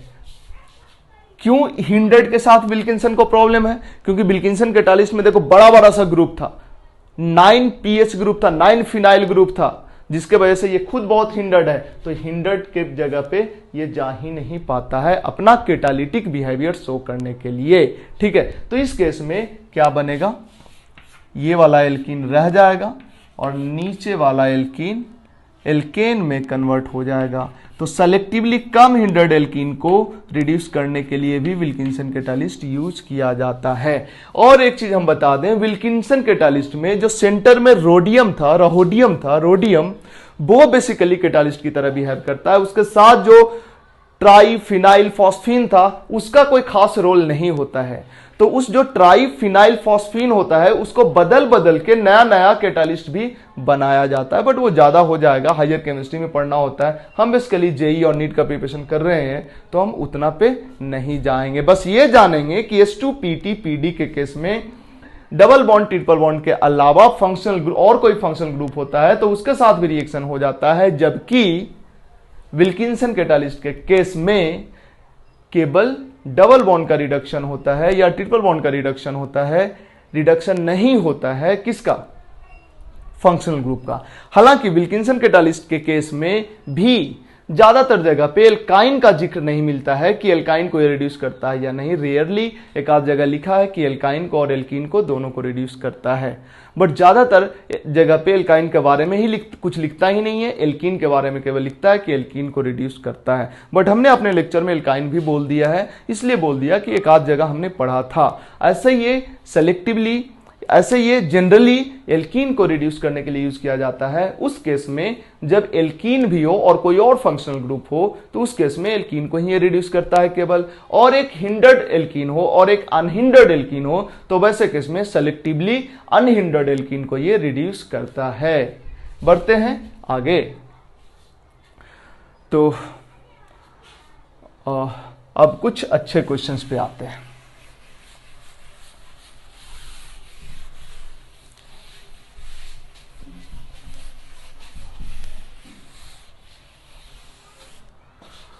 कुछ क्वेश्चंस है हमने नोट किया है, हम लिखते हैं, या फिर 1 मिनट पहले देख लेते हैं। वैसे एक क्वेश्चंस लिखते हैं। एल्कीन है हमारे पास, एल्कीन है C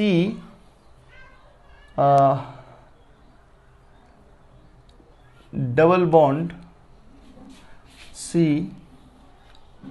और इधर CH3 लगा है और इधर CH3 लगा है, H लगा है, H लगा है। ठीक है, ये क्या है? सिस है ना, सिस। सिस का इसका रिएक्शन करा दो D2 के साथ प्लेटिनम कैटालिस्ट के प्रेजेंस में। एक बार ये करो, दूसरे बार क्या करना है? ट्रांस ले लेना है, CH3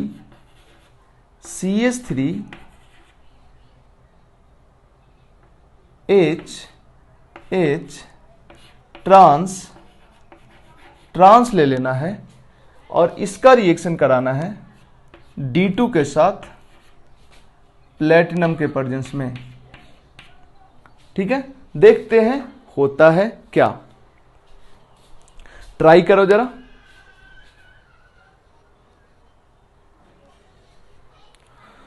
ट्राई करो भाई लोग, देखो ट्राई करते हैं। हम नीचे वाले को हटा देते हैं ताकि हमको थोड़ा सा जगह मिल जाए। देखो, ये जो एल्कीन है ये बोर्ड के प्लेन में है, प्लेनर होता है, एक डबल बॉन्ड रहता है तो प्लेनर होता है, ये बोर्ड के प्लेन में। इसको थोड़ा सा ऐसे कर दो, मतलब बोर्ड के परपेंडिकुलर प्लेन में कर दो। इसको ऐसे है ना, इसको घुमा दो ऐसे, ये ऐसे है ना, इसको घुमा दो ऐसे। देखो क्या होता है, जब इसको ऐसे घुमाओगे तो ये बोर्ड के प्लेन से अंदर चला जाएगा, ये बोर्ड के प्लेन के बाहर आ जाएगा। होगा क्या? अच्छा, और यहां पे जो p ऑर्बिटल है जो बोर्ड के परपेंडिकुलर प्लेन में है वो बोर्ड के प्लेन में आ जाएगा। मतलब इसका स्ट्रक्चर कुछ ऐसा हो जाएगा। ये हाइड्रोजन अंदर चला जाएगा, CH3 बाहर आ जाएगा। यहां पे जो हाइड्रोजन है ये अंदर चला जाएगा और यहां का जो CH3 है बाहर आ जाएगा। यहां पे p ऑर्बिटल बोर्ड के प्लेन में, बोर्ड के प्लेन में। इसी को हमने केवल ये ऐसे था, इसको हमने ऐसे कर दिया है, ये बन गया है। अब तुम जरा सोचो, ये इधर बॉन्ड बना हुआ है, यही ना। होना क्या है? इधर एक हाइड्रोजन है, इधर एक हाइड्रोजन, इसके बीच में बॉन्ड है। एक्चुअली ड्यूटेरियम है, सॉरी, इस केस में हाइड्रोजन नहीं है, ड्यूटेरियम है। तो यहाँ पे ड्यूटेरियम है, ड्यूटेरियम है, इसके बीच में बॉन्ड है। यही बॉन्ड टूटता है और ये बॉन्ड टूटता है और ये इसके साथ जुड़ता है और ये इसके साथ जुड़ता है। अब जरा सोचो, जब ये धीरे धीरे इस कार्बन के साथ जुड़ गया तो क्या होगा? ये कार्बन जो कि sp2 था sp3 हो जाएगा। ये अंदर ही रहेगा, थोड़ा ऊपर चढ़ जाएगा, बाहर ही रहेगा, थोड़ा ऊपर चढ़ जाएगा, अंदर ही रहेगा, ऊपर चढ़ जाएगा, बाहर ही रहेगा, ऊपर चढ़ जाएगा। होगा क्या? ध्यान देना, होगा क्या? यहाँ पे कार्बन, यहाँ पे कार्बन, ये CH3 अंदर ही ऊपर चढ़ जाएगा, CH3 बाहर ही ऊपर चढ़ जाएगा। अंदर ही रहा हाइड्रोजन, ऊपर गया, बाहर रहा CH3, ऊपर गया। और ये जो हाइड्रोजन है जो कि बोर्ड के प्लेन, ड्यूटेरियम है, बोर्ड के प्लेन में था, ये पाई बॉन्ड बोर्ड के प्लेन में था, p ऑर्बिटल बोर्ड के प्लेन में था, ये ऐसे जुड़ा तो ये बोर्ड के प्लेन में ही रहेगा, थोड़ा सा केवल ऐसे। मतलब ये जो ऐसे जुड़ा है ये थोड़ा ऐसे हो जाएगा, क्योंकि ये sp3 होना है इसको, तो टेट्राहेड्रल होना है, तो ऐसे जुड़ के ये ऐसे हो जाएगा। तो देखो क्या होगा, यहाँ पे कौन आ जाएगा? ड्यूटेरियम आ जाएगा बोर्ड के प्लेन में। वैसे ही इधर डैश पे डैश डैश ही रहेगा, केवल ऊपर की ओर हो जाएगा, मतलब अंदर की ओर रहते हुए ऊपर हो जाएगा और ये बाहर की ओर रहते हुए ऊपर हो जाएगा। तो यहाँ पे CH3, यहाँ पे H रहेगा और यहाँ पे रहेगा CH3 और यहाँ पे कौन आ जाएगा? D आ जाएगा। एक तो ये पॉसिबिलिटी है। दूसरा पॉसिबिलिटी क्या है, जब 2D नीचे से जुड़ सकता था तो 2D ऊपर से भी तो जुड़ सकता था। कहने का मतलब ये मोलेकुल प्लेटिनम के सरफेस पे ऐसे आए, जरूरी तो नहीं ये ऐसे भी ऐसे आए प्लेटिनम के सरफेस पे, जरूरी तो नहीं ये ऐसे पलट के भी तो आ सकता है प्लेटिनम के सरफेस पे। मतलब प्लेटिनम सरफेस से जो ड्यूटेरियम निकलेगा वो नीचे से ना जुड़ के ये ऊपर वाले से भी तो जुड़ सकता है। मतलब ये ऐसे ना आके ऐसे होके जब आएगा प्लेटिनम सरफेस पे तो ड्यूटेरियम इस साइड से ना जुड़ के इस साइड से भी तो जुड़ सकता है। इंपॉर्टेंट है सीन एडिशन, ऊपर से भी जुड़ सकता है और नीचे से भी जुड़ सकता है। मोलेकुल एल्कीन ही जब उल्टा होके आ रहा है तो ऊपर वाला पोर्शन ही ना नीचे हो गया। मतलब इंपॉर्टेंट क्या है, एल्कीन में जो भी हाइड्रोजन जुड़ेगा या ड्यूटेरियम जुड़ेगा एक ही साइड से जुड़ेगा, चाहे ऊपर से या तो नीचे से। मतलब मोलेकुलर प्लेन के एक ही साइड से, मोलेकुलर प्लेन के एक ही साइड से जुड़ेगा, दोनों ड्यूटेरियम या दोनों हाइड्रोजन। ऐसा नहीं होगा कि एक मोलेकुलर प्लेन के एक साइड से और एक मोलेकुलर प्लेन के दूसरे साइड से जुड़ेगा। तो नीचे से जोड़े हैं हम, ऊपर से भी जोड़ के देख लेते हैं। ऊपर से भी 50% पॉसिबिलिटी है जुड़ने का। जब ऊपर से जुड़ेगा तो सोचो, ये जो C है, ये C है, ये H है, ये CH3 है, ये H है, ये CH3 है, यहां पे p ऑर्बिटल, D किधर से जुड़ेगा, D ऊपर से अगर जुड़ा, ऊपर से जुड़ा तो क्या होगा, ये अंदर की ओर जाते हुए ही नीचे जाएगा, ये बाहर की ओर आते हुए ही नीचे जाएगा। ये इसमें क्या हुआ था, अंदर की ओर जाते हुए ऊपर गया था क्योंकि नीचे से ड्यूटेरियम आया था। यहाँ ड्यूटेरियम ऊपर से आया है तो ये अंदर की ओर ही जाते रहेगा बट नीचे जाएगा, तभी तो ड्यूटेरियम के लिए यहाँ पे जगह बनेगा। और sp2 से sp3 होगा नहीं, तो इसको नीचे की ओर भेजो, अंदर की ओर रखते हुए, इसको बाहर की ओर रखते हुए नीचे भेजो, ये अंदर की ओर रखते हुए नीचे भेजो, ये बाहर की ओर रखते हुए नीचे भेजो, और यहाँ पे बोर्ड के प्लेन में ड्यूटेरियम लगाओ, यहाँ बोर्ड के प्लेन में ड्यूटेरियम लगाओ। तो इसके साथ एक कंपाउंड बनेगा, देखो C, ऊपर से आया ना ड्यूटेरियम, ऊपर से आया ड्यूटेरियम, एक डैश होगा अंदर वाला बट नीचे की ओर चला जाएगा, और एक बेज भी होगा बाहर वाला बट नीचे की ओर चल जाएगा। इधर भी डैश नीचे की ओर, और यहां भी बेज नीचे की ओर। डैश पे हाइड्रोजन था, हाइड्रोजन रहेगा। बेज पे CH3 था, CH3 रहेगा। डैश पे हाइड्रोजन था, बेज पे CH3 था, डैश पे हाइड्रोजन रहेगा, बेज पे CH3 रहेगा। मतलब यहाँ पे दो पॉसिबिलिटी है, नीचे से ड्यूटेरियम जोड़ने का, ऊपर से ड्यूटेरियम जोड़ने का। नीचे से जुड़ा तो ये हुआ, ऊपर से जुड़ा तो ये बना। अब क्या ये दोनों कंपाउंड सेम है या अलग अलग है, सोचो जरा। देखो इसका कॉन्फ़िगरेशन देखते हैं। सॉरी, ये CH3 है, 3 मिट गया है। इसका कॉन्फ़िगरेशन अगर हम देखते हैं तो क्या होगा, 3D तुमको समझना होगा। ये अंदर की ओर है, ये बाहर की ओर है, ये बोर्ड के प्लेन में, ये बोर्ड के प्लेन में है। एक नंबर कौन, एक नंबर ये कार्बन, 2 नंबर ये कार्बन, और 3 नंबर ये कार्बन। ठीक है, इसको थोड़ा सा और ऊपर करेंगे ना तो 3D अपीयरेंस ज़्यादा बढ़िया आएगा। CH3, ठीक है, जरा गौर करो। 1 नंबर, 2 नंबर, 3 नंबर, इसका कॉन्फ़िगरेशन हो गया R। 1 नंबर, 2 नंबर, 3 नंबर, इसका कॉन्फ़िगरेशन हो गया S। इसका S, इसका R। अब इसका जब कॉन्फ़िगरेशन निकालोगे तो इधर R आएगा और इधर S आएगा। देख लो, निकाल लो इसका configuration. 1 number, 2 number, 3 number R। इसका कॉन्फ़िगरेशन निकालो, 1 नंबर, 2 नंबर, 3 नंबर S।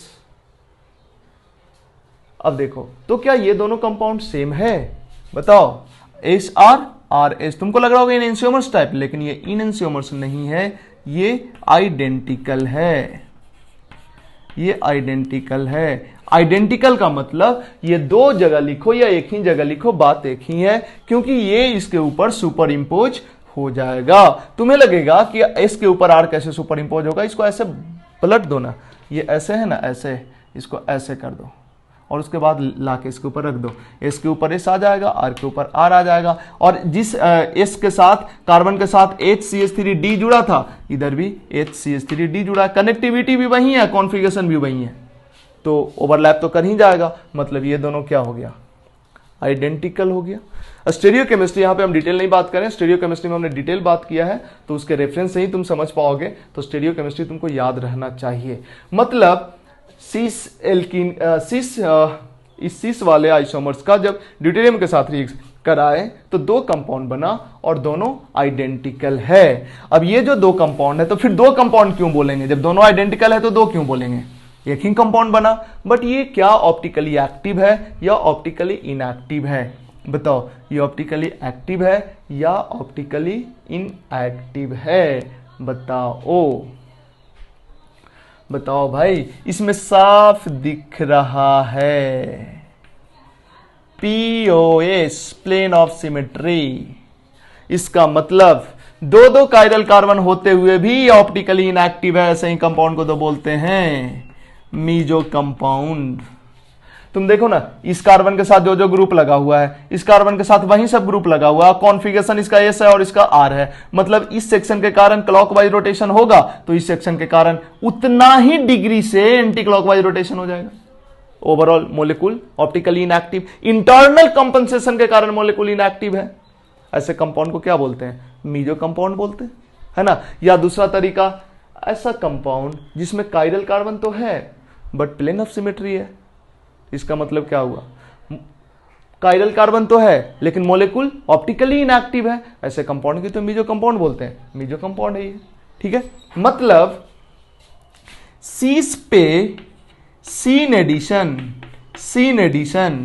क्या बना, मीजो बना ना भाई, मीजो। सीस पे सीन एडिशन, सीस था, इस पे D2 का सीन एडिशन ही हुआ था ना, मीजो बना। लेकिन ध्यान देना ये सही है but with term and condition, ऐसा मत याद कर लेना कि सीस प्लस सीन मीजो ही होगा, हमेशा नहीं रहता। 50+50 सेल लगा होता है तो तुमको लगता है 50+50 मतलब 100% ऑफ, 100% ऑफ मतलब फ्री में मिल जाएगा, होता है क्या, ऐसा नहीं होता ना, 50% देने के बाद फिर 50% देता है डिस्काउंट, या भी कुछ ऐसा ही मामला है। ये तो सीस था, अगर सीस ऐसा रहता, ध्यान देना, ये भी तो सीस है, यहां पे लिख दें Me और यहां पे लिख दें ET, ये भी तो सीस है। तो बताओ इस केस में जो 2 बनेगा उसके बारे में देखते हैं, इस केस में क्या बनेगा, फटाफट हम बना दें। देखो C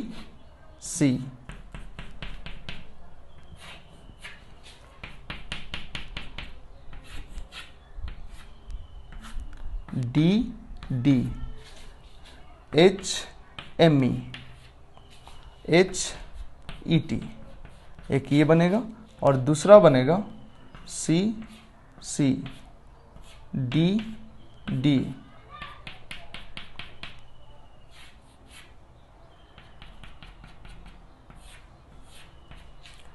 H Me H ET। बताओ इसका कॉन्फ़िगरेशन अगर चेक करोगे तो इसका कॉन्फ़िगरेशन आएगा 1 2 3 एस आएगा और इसका आएगा 1 मिनट सोचना पड़ेगा, इसका ऐसा है, ठीक है। इसका अगर देखें तो कार्बन के साथ HD, फिर इधर मिथाइल है और इधर इसमें क्या है, इथाइल है, तो कार्बन के साथ HHC HDC, नहीं, इसका कॉन्फ़िगरेशन हो जाएगा 1 नंबर 2 नंबर 3 नंबर R हो जाएगा। तो इसका SR, नीचे से D जुड़ा है तो SR है, ऊपर से जुड़ेगा तो पक्का RS हो जाएगा, नीचे से DD जुड़ा है तो SR हुआ है, ऊपर से जुड़ेगा तो पक्का RS हो जाएगा, निकाल के देख लो। और ऐसे भी देखो ना, नीचे से इस बॉन्ड को काट दो और फिर इस D को लाके ऊपर जोड़ोगे तो ये दोनों नीचे की ओर शिफ्ट होगा नहीं, और ऐसा करने से इसका कॉन्फ़िगरेशन बदल जाएगा, देख लो ना, देखो ना, यहाँ पे ऊपर से लाया ना, बदल गया होगा, हम ऐसे ही बता दिए, तुम मैच करवा लो, बदल जाएगा। अब जरा गौर करो, क्या ये दोनों आइडेंटिकल है? आइडेंटिकल है? नहीं है ये दोनों आइडेंटिकल। कैसे? यहां पे S जिस कार्बन का कॉन्फ़िगरेशन है उसके साथ HD मिथाइल जुड़ा है, जिसका S कॉन्फ़िगरेशन है HD इथाइल जुड़ा है। मतलब ये S सेम नहीं है। इसको तुम सोचोगे कि इसको ऐसे कर दें और इसके ऊपर सुपर इंपोज कर दें तो इसके ऊपर सुपर इंपोज हो जाएगा, नहीं होगा। इधर मिथाइल है और इधर कौन था? इथाइल है। इसके साथ जो जो कनेक्टेड है इसके साथ वो सब कनेक्टेड नहीं है। इसका मतलब ये दोनों आइडेंटिकल नहीं है, ये दोनों अलग अलग कंपाउंड है। तो ये दोनों अलग अलग कंपाउंड है। और एक चीज और, इसमें से कोई मीजो भी नहीं होना है। मीजो क्यों नहीं होगा? देखो प्लेन यहाँ पे लो, प्लेन ऑफ सिमेट्री है। मिथाइल का मिरर इमेज इथाइल बनेगा? नहीं बनेगा। तो इसमें प्लेन ऑफ सिमेट्री भी नहीं है। दूसरी चीज, एक चीज याद रखो, कान खोल के एक चीज सुन लो, कभी भी ऑप्टिकली इनएक्टिव कंपाउंड का रिएक्शन ऑप्टिकली इनएक्टिव कैटालिस्ट के प्रेजेंस में ऑप्टिकली इनएक्टिव रिएजेंट के साथ कराया जाता है तो प्रोडक्ट ऑप्टिकली इनएक्टिव ही होगा। फिर से सुनो, अगर ऑप्टिकली इनएक्टिव रिएक्टेंट है, ऑप्टिकली इनएक्टिव कैटालिस्ट है, ऑप्टिकली इनएक्टिव रिएजेंट है, तो प्रोडक्ट कभी भी ऑप्टिकली एक्टिव नहीं होगा। या तो प्रोडक्ट मीजो हो जाएगा जो कि ऑप्टिकली इनएक्टिव हुआ, या तो प्रोडक्ट रेशमिक हो जाएगा, मतलब इनएंशियोमेरिक पेयर बन जाएगा। इंडिविजुअली ऑप्टिकली एक्टिव होगा लेकिन ओवरऑल प्रोडक्ट इनएक्टिव हो जाएगा, क्योंकि दो दो बनेगा, रेशमिक बनेगा। ध्यान रखना, कभी भी ऑप्टिकली इनएक्टिव रिएक्टेंट के साथ ऑप्टिकली इनएक्टिव रिएजेंट का रिएक्शन होता है ऑप्टिकली इनएक्टिव कैटालिस्ट के प्रेजेंस में, तो प्रोडक्ट ऑप्टिकली इनएक्टिव ही बनता है, चाहे मीजो बने या रेशमिक बने। लेकिन अगर वही कैटालिस्ट को ऑप्टिकली एक्टिव कर देते हैं तो प्रोडक्ट रेशमिक नहीं बनता है, एक पार्टिकुलर इनएंशियोमर्स का अमाउंट ज्यादा बनता है, जो हायर केमिस्ट्री में पढ़ना होता है, अभी के टाइम पे नहीं पढ़ना है। तो यहां पे ये दोनों आइडेंटिकल नहीं है। तो इस दोनों में क्या रिलेशन है? गौर करना, क्या रिलेशन है बताओ, सोचो क्या है।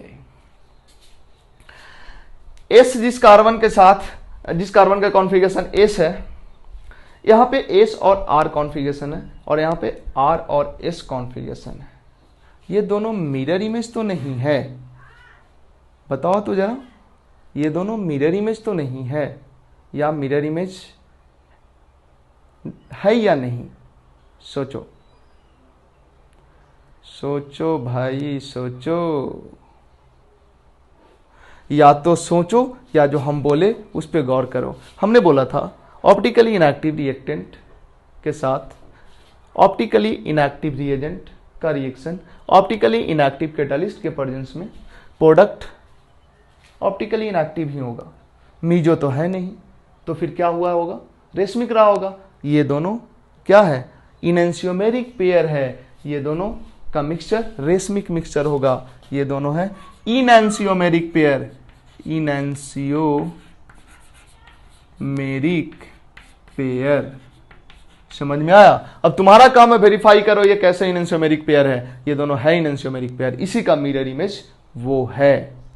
ठीक है, 50% ये 50% ये, क्योंकि नीचे से आने का जो पॉसिबिलिटी वहीं ऊपर से आने का पॉसिबिलिटी, 50% ये 50% ये दोनों एक दूसरे का दोनों इनएंशियोमेरिक पेयर है, तो दोनों का मिक्सचर ऑप्टिकली इनएक्टिव होगा। मतलब सिस प्लस सिन मीजो होता है, ये हमेशा ट्रू नहीं है। कब ये ट्रू है? जब सिस कैसा हो?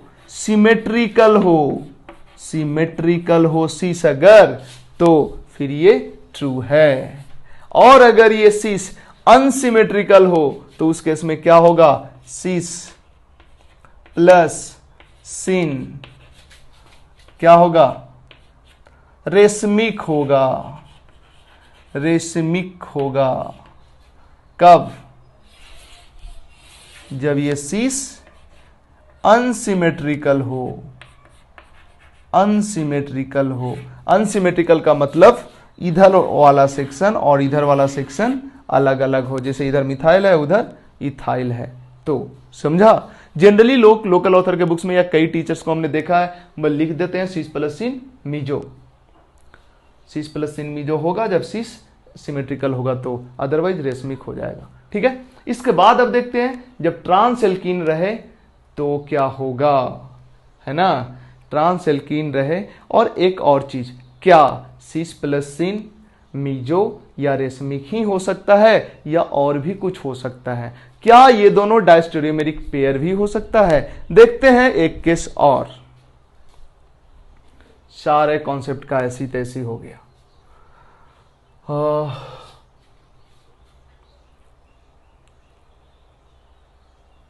किसको मिटाया भाई? ऊपर वाले को मिटाते हैं।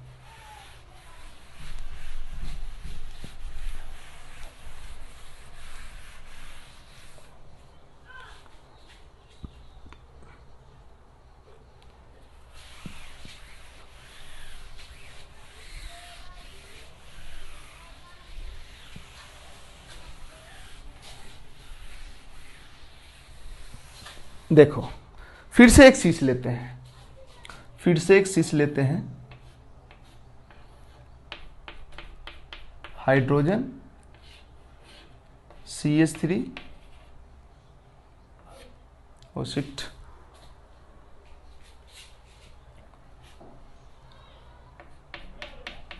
हाइड्रोजन, और यहां पे है, समझो यहां पे है CH2 और ये इधर जाके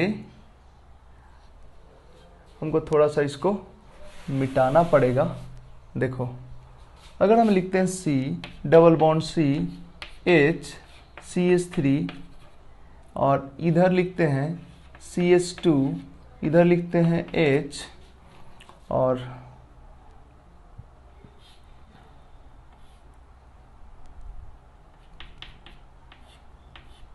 यहाँ पे है,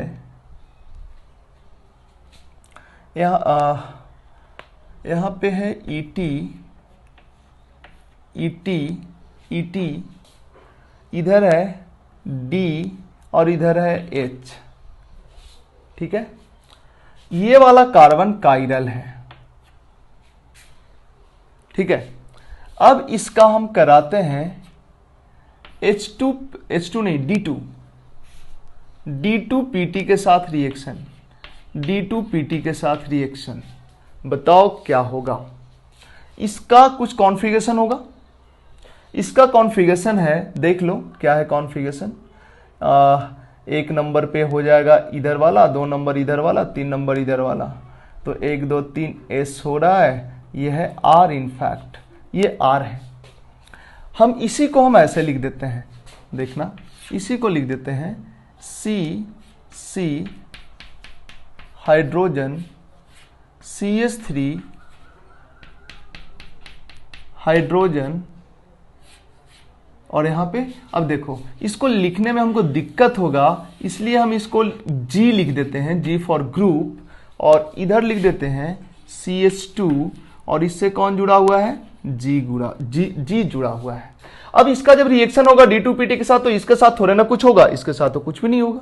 अब देखो जब इसका यहाँ पे p ऑर्बिटल है, p ऑर्बिटल है, p ऑर्बिटल है, p ऑर्बिटल है, ठीक है, इसका जब रिएक्शन कराएंगे D2PT के साथ तो देखो प्रोडक्ट क्या बनेगा। एक बार D नीचे से लगेगा और एक बार D ऊपर से लगेगा। एक बार D को नीचे से लगाएंगे, एक बार D को नीचे से लगाएंगे और एक बार D को लगाएंगे ऊपर से। यही करेंगे।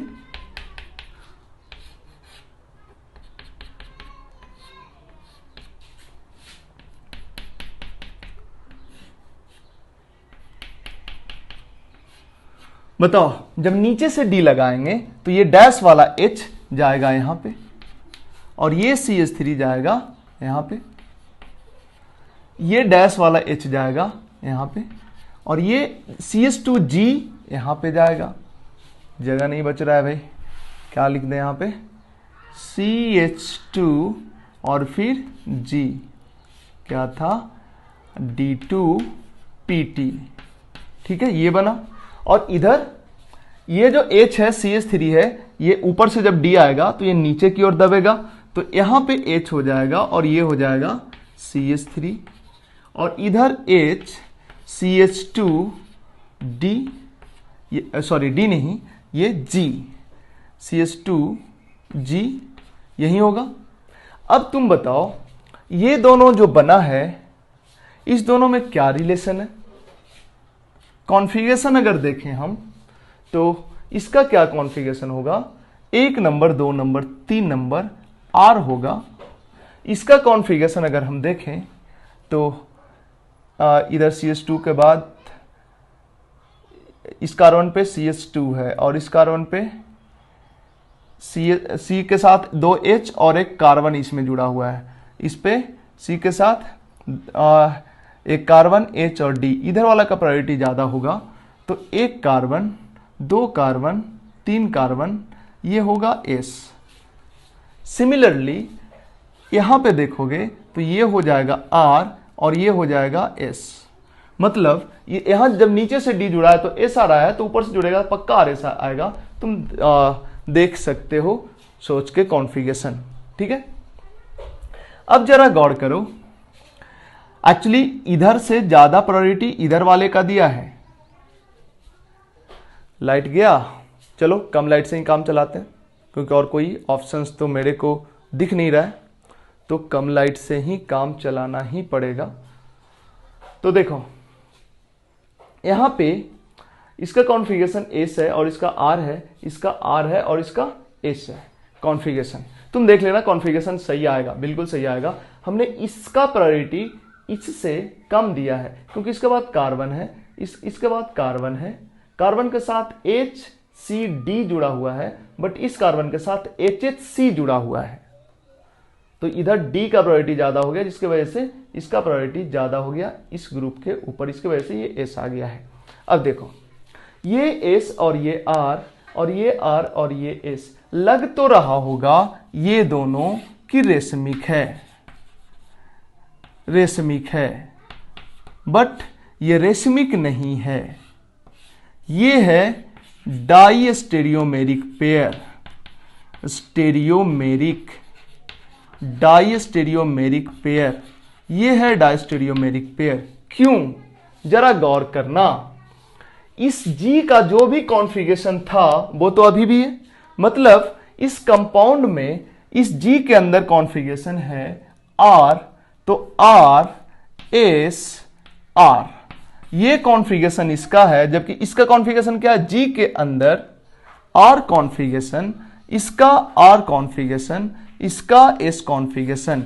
इनएंशियोमेरिक तब होता या रेशमिक तब होता जब इसका तीनों का कॉन्फ़िगरेशन इसमें बदलता, बट 2 का तो बदला है, 1 का नहीं बदला है, मतलब ये दोनों क्या है? डाइस्टेरियोमेरिक पेयर है, डाइस्टेरियोमेरिक पेयर है। मतलब फिर से नया चीज, ये भी तो सिस ही था, सिस में ही एंटी एडिशन डाइस्टेरियोमेरिक बन गया, सिस में सिन एडिशन मीजो, सिस में सिन एडिशन रेशमिक, सिस में सिन एडिशन डाइस्टेरियोमेरिक पेयर। हद है।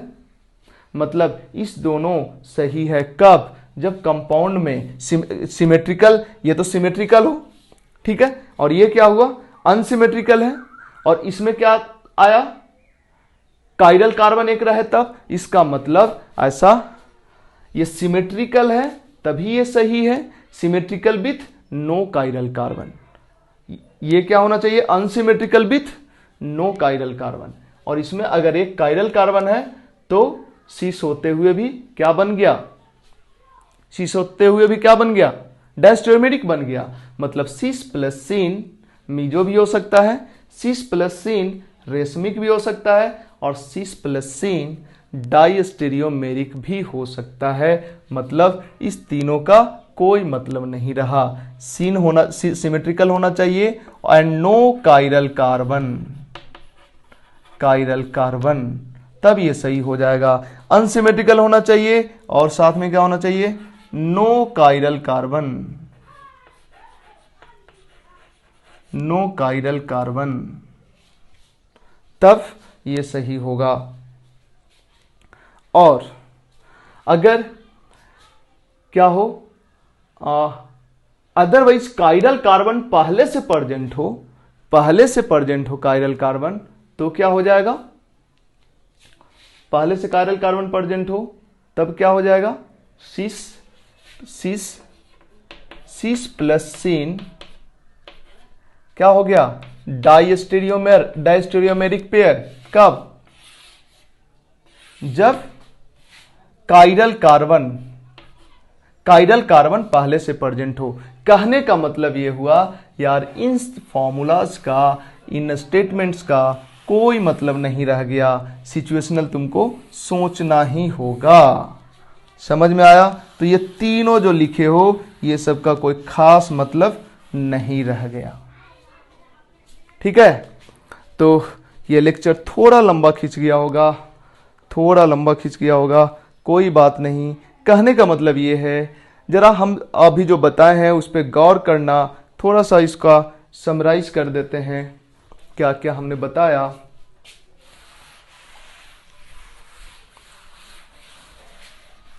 हमने बताया जनरली लोग बोलते हैं कि सिस पे जब सीन एडिशन कराते हैं तो क्या मिलता है, मीजो मिलता है। बट तुम मेरे स्टूडेंट्स हो, इसको तुम एकदम से अंधों की तरह मत मान लेना, इसमें टर्म एंड कंडीशन लगा हुआ है। हमने तुमको दिखा दिया कि इस केस में मीजो भी बना दिया, सिस के केस में ही हमने इनएंशियोमेरिक पेयर भी बना दिया, और सिस के केस में ही हमने डायस्टेरियोमेरिक पेयर भी बना दिया। मतलब ये जो स्टार लगा हुआ है क्या है, terms and condition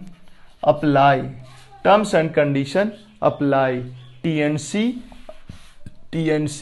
apply, terms and condition apply, है ना।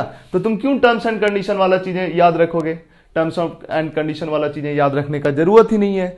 तुम सिंपली क्या करो, तुम बना के देख लो स्ट्रक्चर, है ना। ऐसे फिर से बताओ, ये कब सही होता है, जब सिस कैसा हो, सिमेट्रिकल हो और कोई कायरल कार्बन ना हो। अगर ये अनसिमेट्रिकल होता है और कोई कायरल कार्बन नहीं होता है तो क्या आता है, रेशमिक आता है। और अगर ये सिमेट्रिकल ना हो और कायरल कार्बन हो तो क्या आता है, डायस्टेरियोमेरिक पेयर आता है। तो इतना लिखने से अच्छा है ना कि याद कर लो कि दोनों ड्यूटेरियम एक ही साइड से आएगा, बस। और क्या, नीचे से आएगा और साथ साथ एक में नीचे से आएगा, एक में ऊपर से आएगा, बना के देख लो, काम खत्म। अब देखो एक और एग्जाम्पल देखते हैं हम, थोड़ा सा और एक एग्जाम्पल देख लेते हैं बस।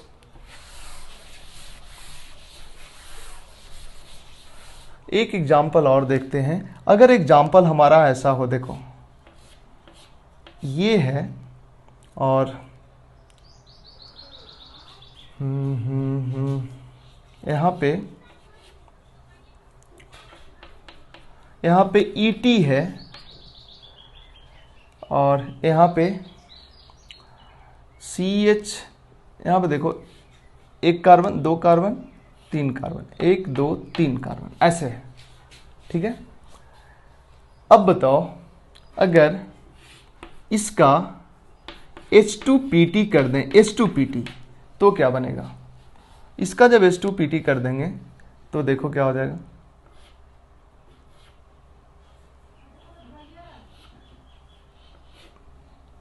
और ये हाइड्रोजन था, यहाँ पे हाइड्रोजन रहेगा, और ये ET है, इधर ET है, यहाँ हाइड्रोजन लग जाएगा तो ये भी ET हो जाएगा, ये भी ET हो गया।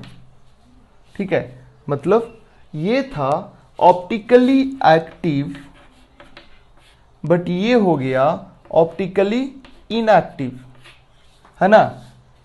अब तुमको लग रहा होगा सर आप बोले थे कभी भी ऑप्टिकली एक्टिव से ऑप्टिकली इनएक्टिव से ऑप्टिकली एक्टिव नहीं बनेगा। हमने ये बोला था कि अगर ऑप्टिकली इनएक्टिव है, ऑप्टिकली इनएक्टिव रिएजेंट है, ऑप्टिकली इनएक्टिव रिएक्टेंट है, ऑप्टिकली इनएक्टिव कैटालिस्ट है, तो प्रोडक्ट ऑप्टिकली एक्टिव नहीं बनेगा। ठीक है, बट यहां पे वो केस नहीं है। प्रोडक्ट ऑप्टिकली एक्टिव नहीं बनेगा मतलब मीजो बनेगा या रेशमिक बनेगा। यहां हमने एक ऑप्टिकली एक्टिव कंपाउंड लिया है, इसका जब H2PT कराया तो फिर क्या हो गया, ऑप्टिकली इनएक्टिव हो गया। नहीं, ऑप्टिकली इनएक्टिव से एक्टिव नहीं हुआ है, एक्टिव से इनएक्टिव हुआ है, ठीक है, तो ये हो सकता है, इसमें कोई दिक्कत नहीं, ठीक है। इधर ET हो गया, ET हो गया, खत्म, चलो ठीक। तो अगर यहीं पे H2PT ना लेके यहां पे D2PT लेते तब क्या होता, तब देखो कितना इंटरेस्टिंग होता।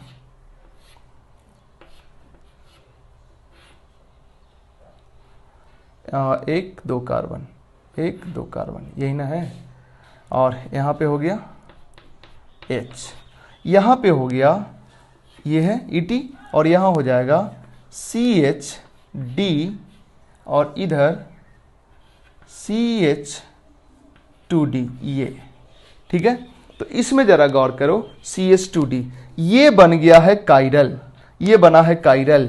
यहां पे एक बार D, यहां पे एक बार D ऊपर से आएगा और एक बार नीचे से आएगा, मतलब यहां जो कार्बन है, ये जो कार्बन है इसमें एक बार D ऐसे और H ऐसे, और दूसरे बार ये दोनों का पोजीशन बदला हुआ रहेगा। यहाँ पे बीच में कार्बन नहीं है,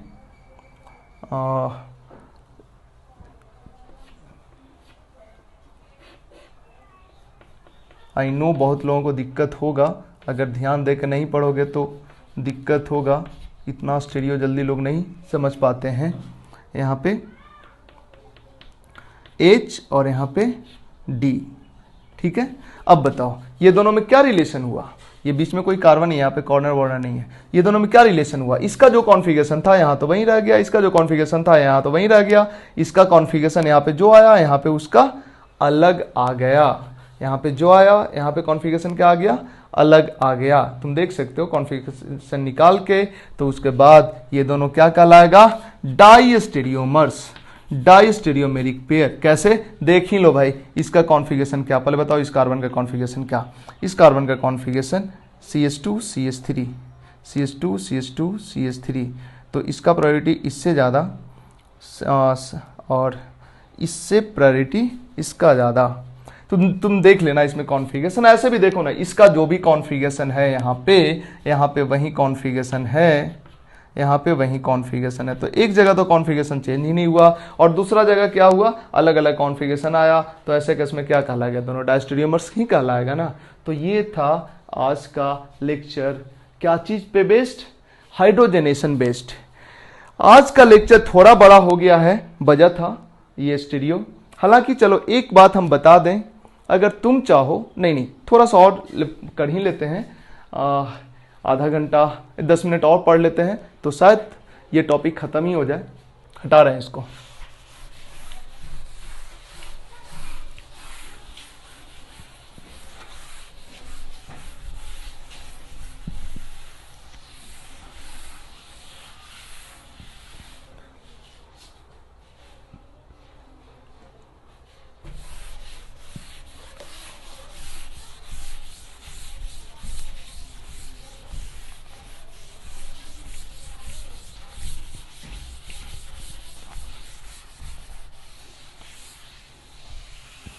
देखो, अगर हम बात करें, सीस हमने लिया था, अब जरा ले लेते हैं ट्रांस।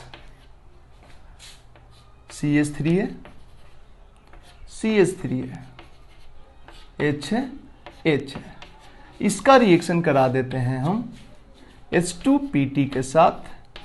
तो इससे तो कुछ ना होगा, H2PT में क्या होगा, यहाँ H लगेगा, यहाँ H लगेगा, कोई कायरल बनेगा ही नहीं, तो CH2 CH2 CH2 CH3 बनेगा, बस सिंपल। नहीं, तुम दोनों H को नीचे से जोड़ो या दोनों H को ऊपर से जोड़ो, सेम ही चीज बनेगा। बट अगर यहीं पे हम ले लें, इसका रिएक्शन करा दें किसके साथ, D2PT के साथ, तब मजा आ जाएगा।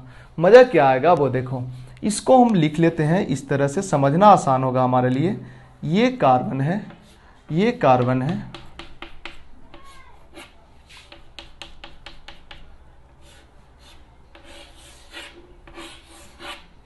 यहाँ पे H है, यहाँ पे CH3 है, इधर CH3 है और यहाँ पे H है। ड्यूटेरियम, ये बॉन्ड बना हुआ है। ड्यूटेरियम एक बार नीचे से आएगा, एक बार ऊपर से आएगा। जब नीचे से आएगा तो क्या बनेगा, देखो ये अंदर की ओर है, ये बाहर की ओर, अंदर वाला अंदर रहते हुए ऊपर जाएगा, बाहर वाला बाहर रहते हुए ऊपर जाएगा। देखो डायरेक्ट हम बना दें, ड्यूटेरियम है तो ड्यूटेरियम को जब नीचे से लाओगे, एक बार नीचे से लाओगे ड्यूटेरियम को और एक बार लाओगे ऊपर से ड्यूटेरियम को, यही करोगे। जब नीचे से ड्यूटेरियम आएगा ये टेट्राहेड्रल बनना होगा, यहाँ पे टेट्राहेड्रल बनना होगा, यहाँ पर भी टेट्राहेड्रल बनना होगा और यहाँ भी टेट्राहेड्रल बनना होगा। अब जरा गौर करो, CH3H, यहाँ पे CH3 मतलब मिथाइल लिख सकते हो H, इधर HCH3 मतलब यहाँ पे H और यहाँ पे मिथाइल, ये तुमको समझना होगा क्यों यहाँ पे H, यहाँ पे क्यों CH3, है ना, ये पहले हम समझाएं तो समझ आया होगा।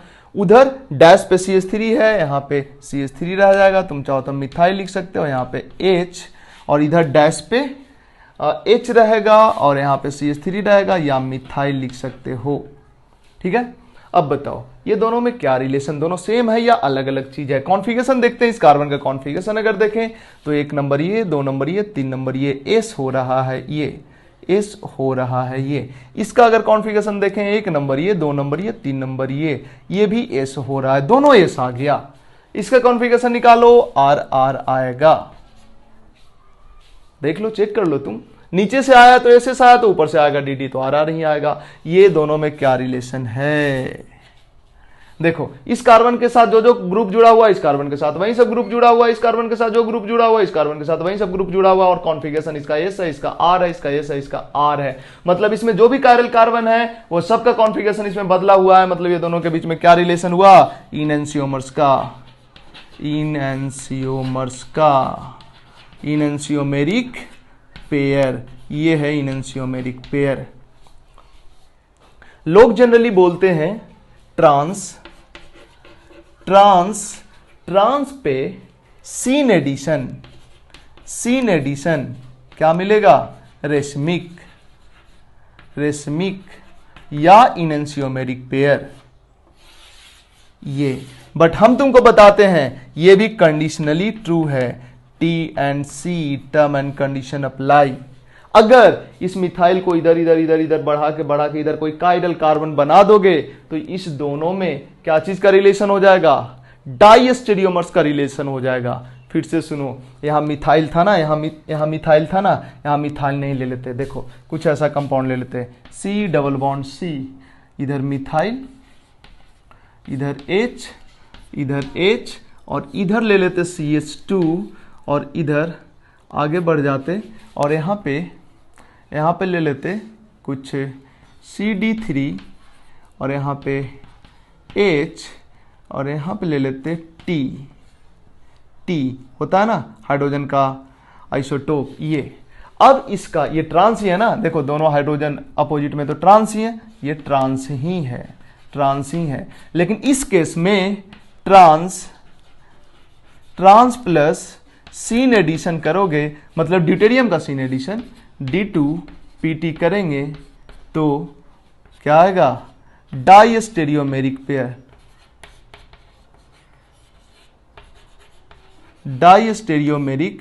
पेयर आएगा, इनएंशियोमेरिक पेयर नहीं आएगा।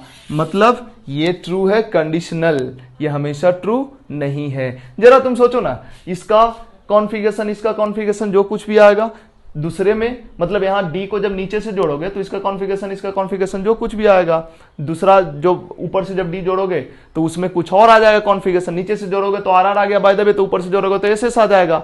लेकिन इसका कॉन्फ़िगरेशन तो दोनों में फिक्स ही रहेगा ना, तो ये या इसके करस्पॉन्डिंग जो दो प्रोडक्ट बनेगा, जैसे यहाँ पे देखो अगर इधर बढ़ा के यहाँ पे कोई कायरल कार्बन ले आते, इसको इधर बढ़ा के यहाँ कोई कायरल कार्बन ले आते, तो इसका कॉन्फ़िगरेशन एस आया है, यहाँ पे आर आया है। यहाँ जो एक और कायरल कार्बन होता वो बाय द वे आर होता, तो इसमें भी आर होता और इसमें भी आर होता।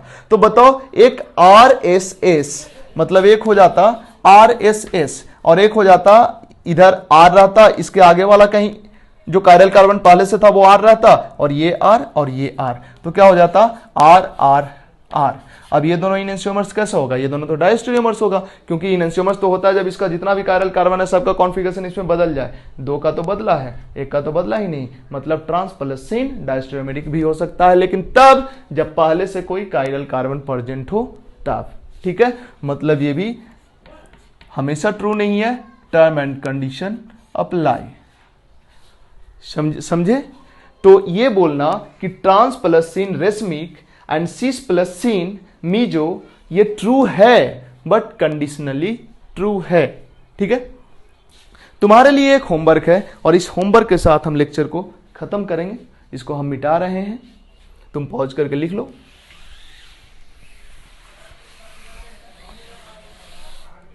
होमवर्क क्या है वो देखो, होमवर्क है ये है होमवर्क, ये एल्कीन है और इसका रिएक्शन करा दो D2PT के साथ। ठीक है, ये है तुम्हारा होमवर्क। प्रोडक्ट क्या बनेगा, 1 बनेगा या 2 बनेगा? ऑफ कोर्स एक बार ड्यूटेरियम ऊपर से जुड़ेगा, एक बार ड्यूटेरियम नीचे से जुड़ेगा। नहीं, ये देखो ना, यहाँ पे हाइड्रोजन है ना, यहाँ पे हाइड्रोजन है। ठीक है, तो देखो हम थोड़ा सा हिंट कर देते हैं इसको कैसे कर लेना। यहाँ पे डबल बॉन्ड है, ये डबल बॉन्ड है, ये जो 5 मेंबर रिंग है ये ऐसे है, इसको ऐसे रख लो, ये ऐसे है, इसको ऐसे कर लो। कैसे कर लोगे वैसे, ये देखो, इसको डैश कर दो, इधर भी डैश कर दो, और इसको बेज, इसको बेज, और फिर इधर इधर इधर इधर, 1 2 3 4 5, नहीं तो ज़्यादा हो गया ना। कैसे करोगे सोचो, ये तुम्हारा सोचना काम है, अगले क्लास में हम इसका आंसर देंगे। तुमको पूरा मैकेनिज्म नहीं दिखाना है, प्रोडक्ट केवल बताना है। प्रोडक्ट में 2 बनेगा कि 1 बनेगा, और 1 बनेगा तो वो मीजो होगा, या 2 बनेगा तो वो डायस्टेरियोमेरिक पेयर होगा या इनएंशियोमेरिक पेयर होगा, क्या होगा वो बताना है इस केस में। ठीक है, आज फिलहाल इतना ही। देखो लेक्चर थोड़ा लंबा हो गया है, बट थोड़ा लंबा क्या, तुम प्रिपरेशन भी किसका करते हो, IIT का करते हो, नीट का करते हो, तुम डॉक्टर बनने वाले हो, इंजीनियर्स बनने वाले हो, इसरो में काम करने वाले हो, पता नहीं क्या क्या करने वाले हो तुम। तो क्या इतना आसान होता है कि आधे घंटे का वीडियो देख के तुम सब कुछ समझ जाओगे? ये कितना छोटा सा टॉपिक था, NCERT देखो एक पैराग्राफ में खत्म किए हुए, और हमारा लेक्चर भी शुरू का 10 मिनट देख लो ना, शुरू का 15 मिनट, हो गया काम खत्म।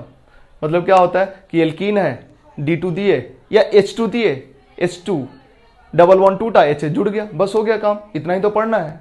बट जब अच्छा क्वेश्चन आएगा तो तुमसे नहीं बनेगा, और रैंक इंप्रूव इन्हीं चीज़ों से होता है। तो ये सब तुम्हें जानना चाहिए। ठीक है, तो तुम्हें पेशेंस के साथ पूरा लेक्चर सुनना चाहिए। कुछ लोगों के साथ प्रॉब्लम्स हो सकता है कि सर डेटा खत्म हो जाता है, भाई क्या कर सकते हो, और कोई ऑप्शंस कहाँ है? डेटा खत्म हो जाता तो डेटा पैक डालो, ज़्यादा डालो, और कोई तरीका नहीं है। क्योंकि देखो पढ़ने के लिए तो करना ही पड़ेगा ना। हमारा भी डेटा खत्म हो जाता है जब हम अपलोड करते हैं वीडियो, तो क्या करते हैं, एक्स्ट्रा रिचार्ज ये वो करते रहते हैं। तुम्हें भी करना होगा, क्योंकि हर चीज़ के साथ कंप्रोमाइज हो सकता है, पढ़ाई के साथ नहीं हो सकता। अदरवाइज हम भी बोर्ड पे थोड़ा थोड़ा पढ़ा के ख़त्म कर देते चैप्टर, नहीं कर पाते हम, क्योंकि हम नहीं कर सकते तुम्हारे पढ़ाई के साथ कंप्रोमाइज। ठीक है, आज इतना ही, मिलते हैं नेक्स्ट लेक्चर में जल्दी ही, मोस्ट प्रोबेबली कल। आज के लिए इतना ही, धन्यवाद, थैंक यू।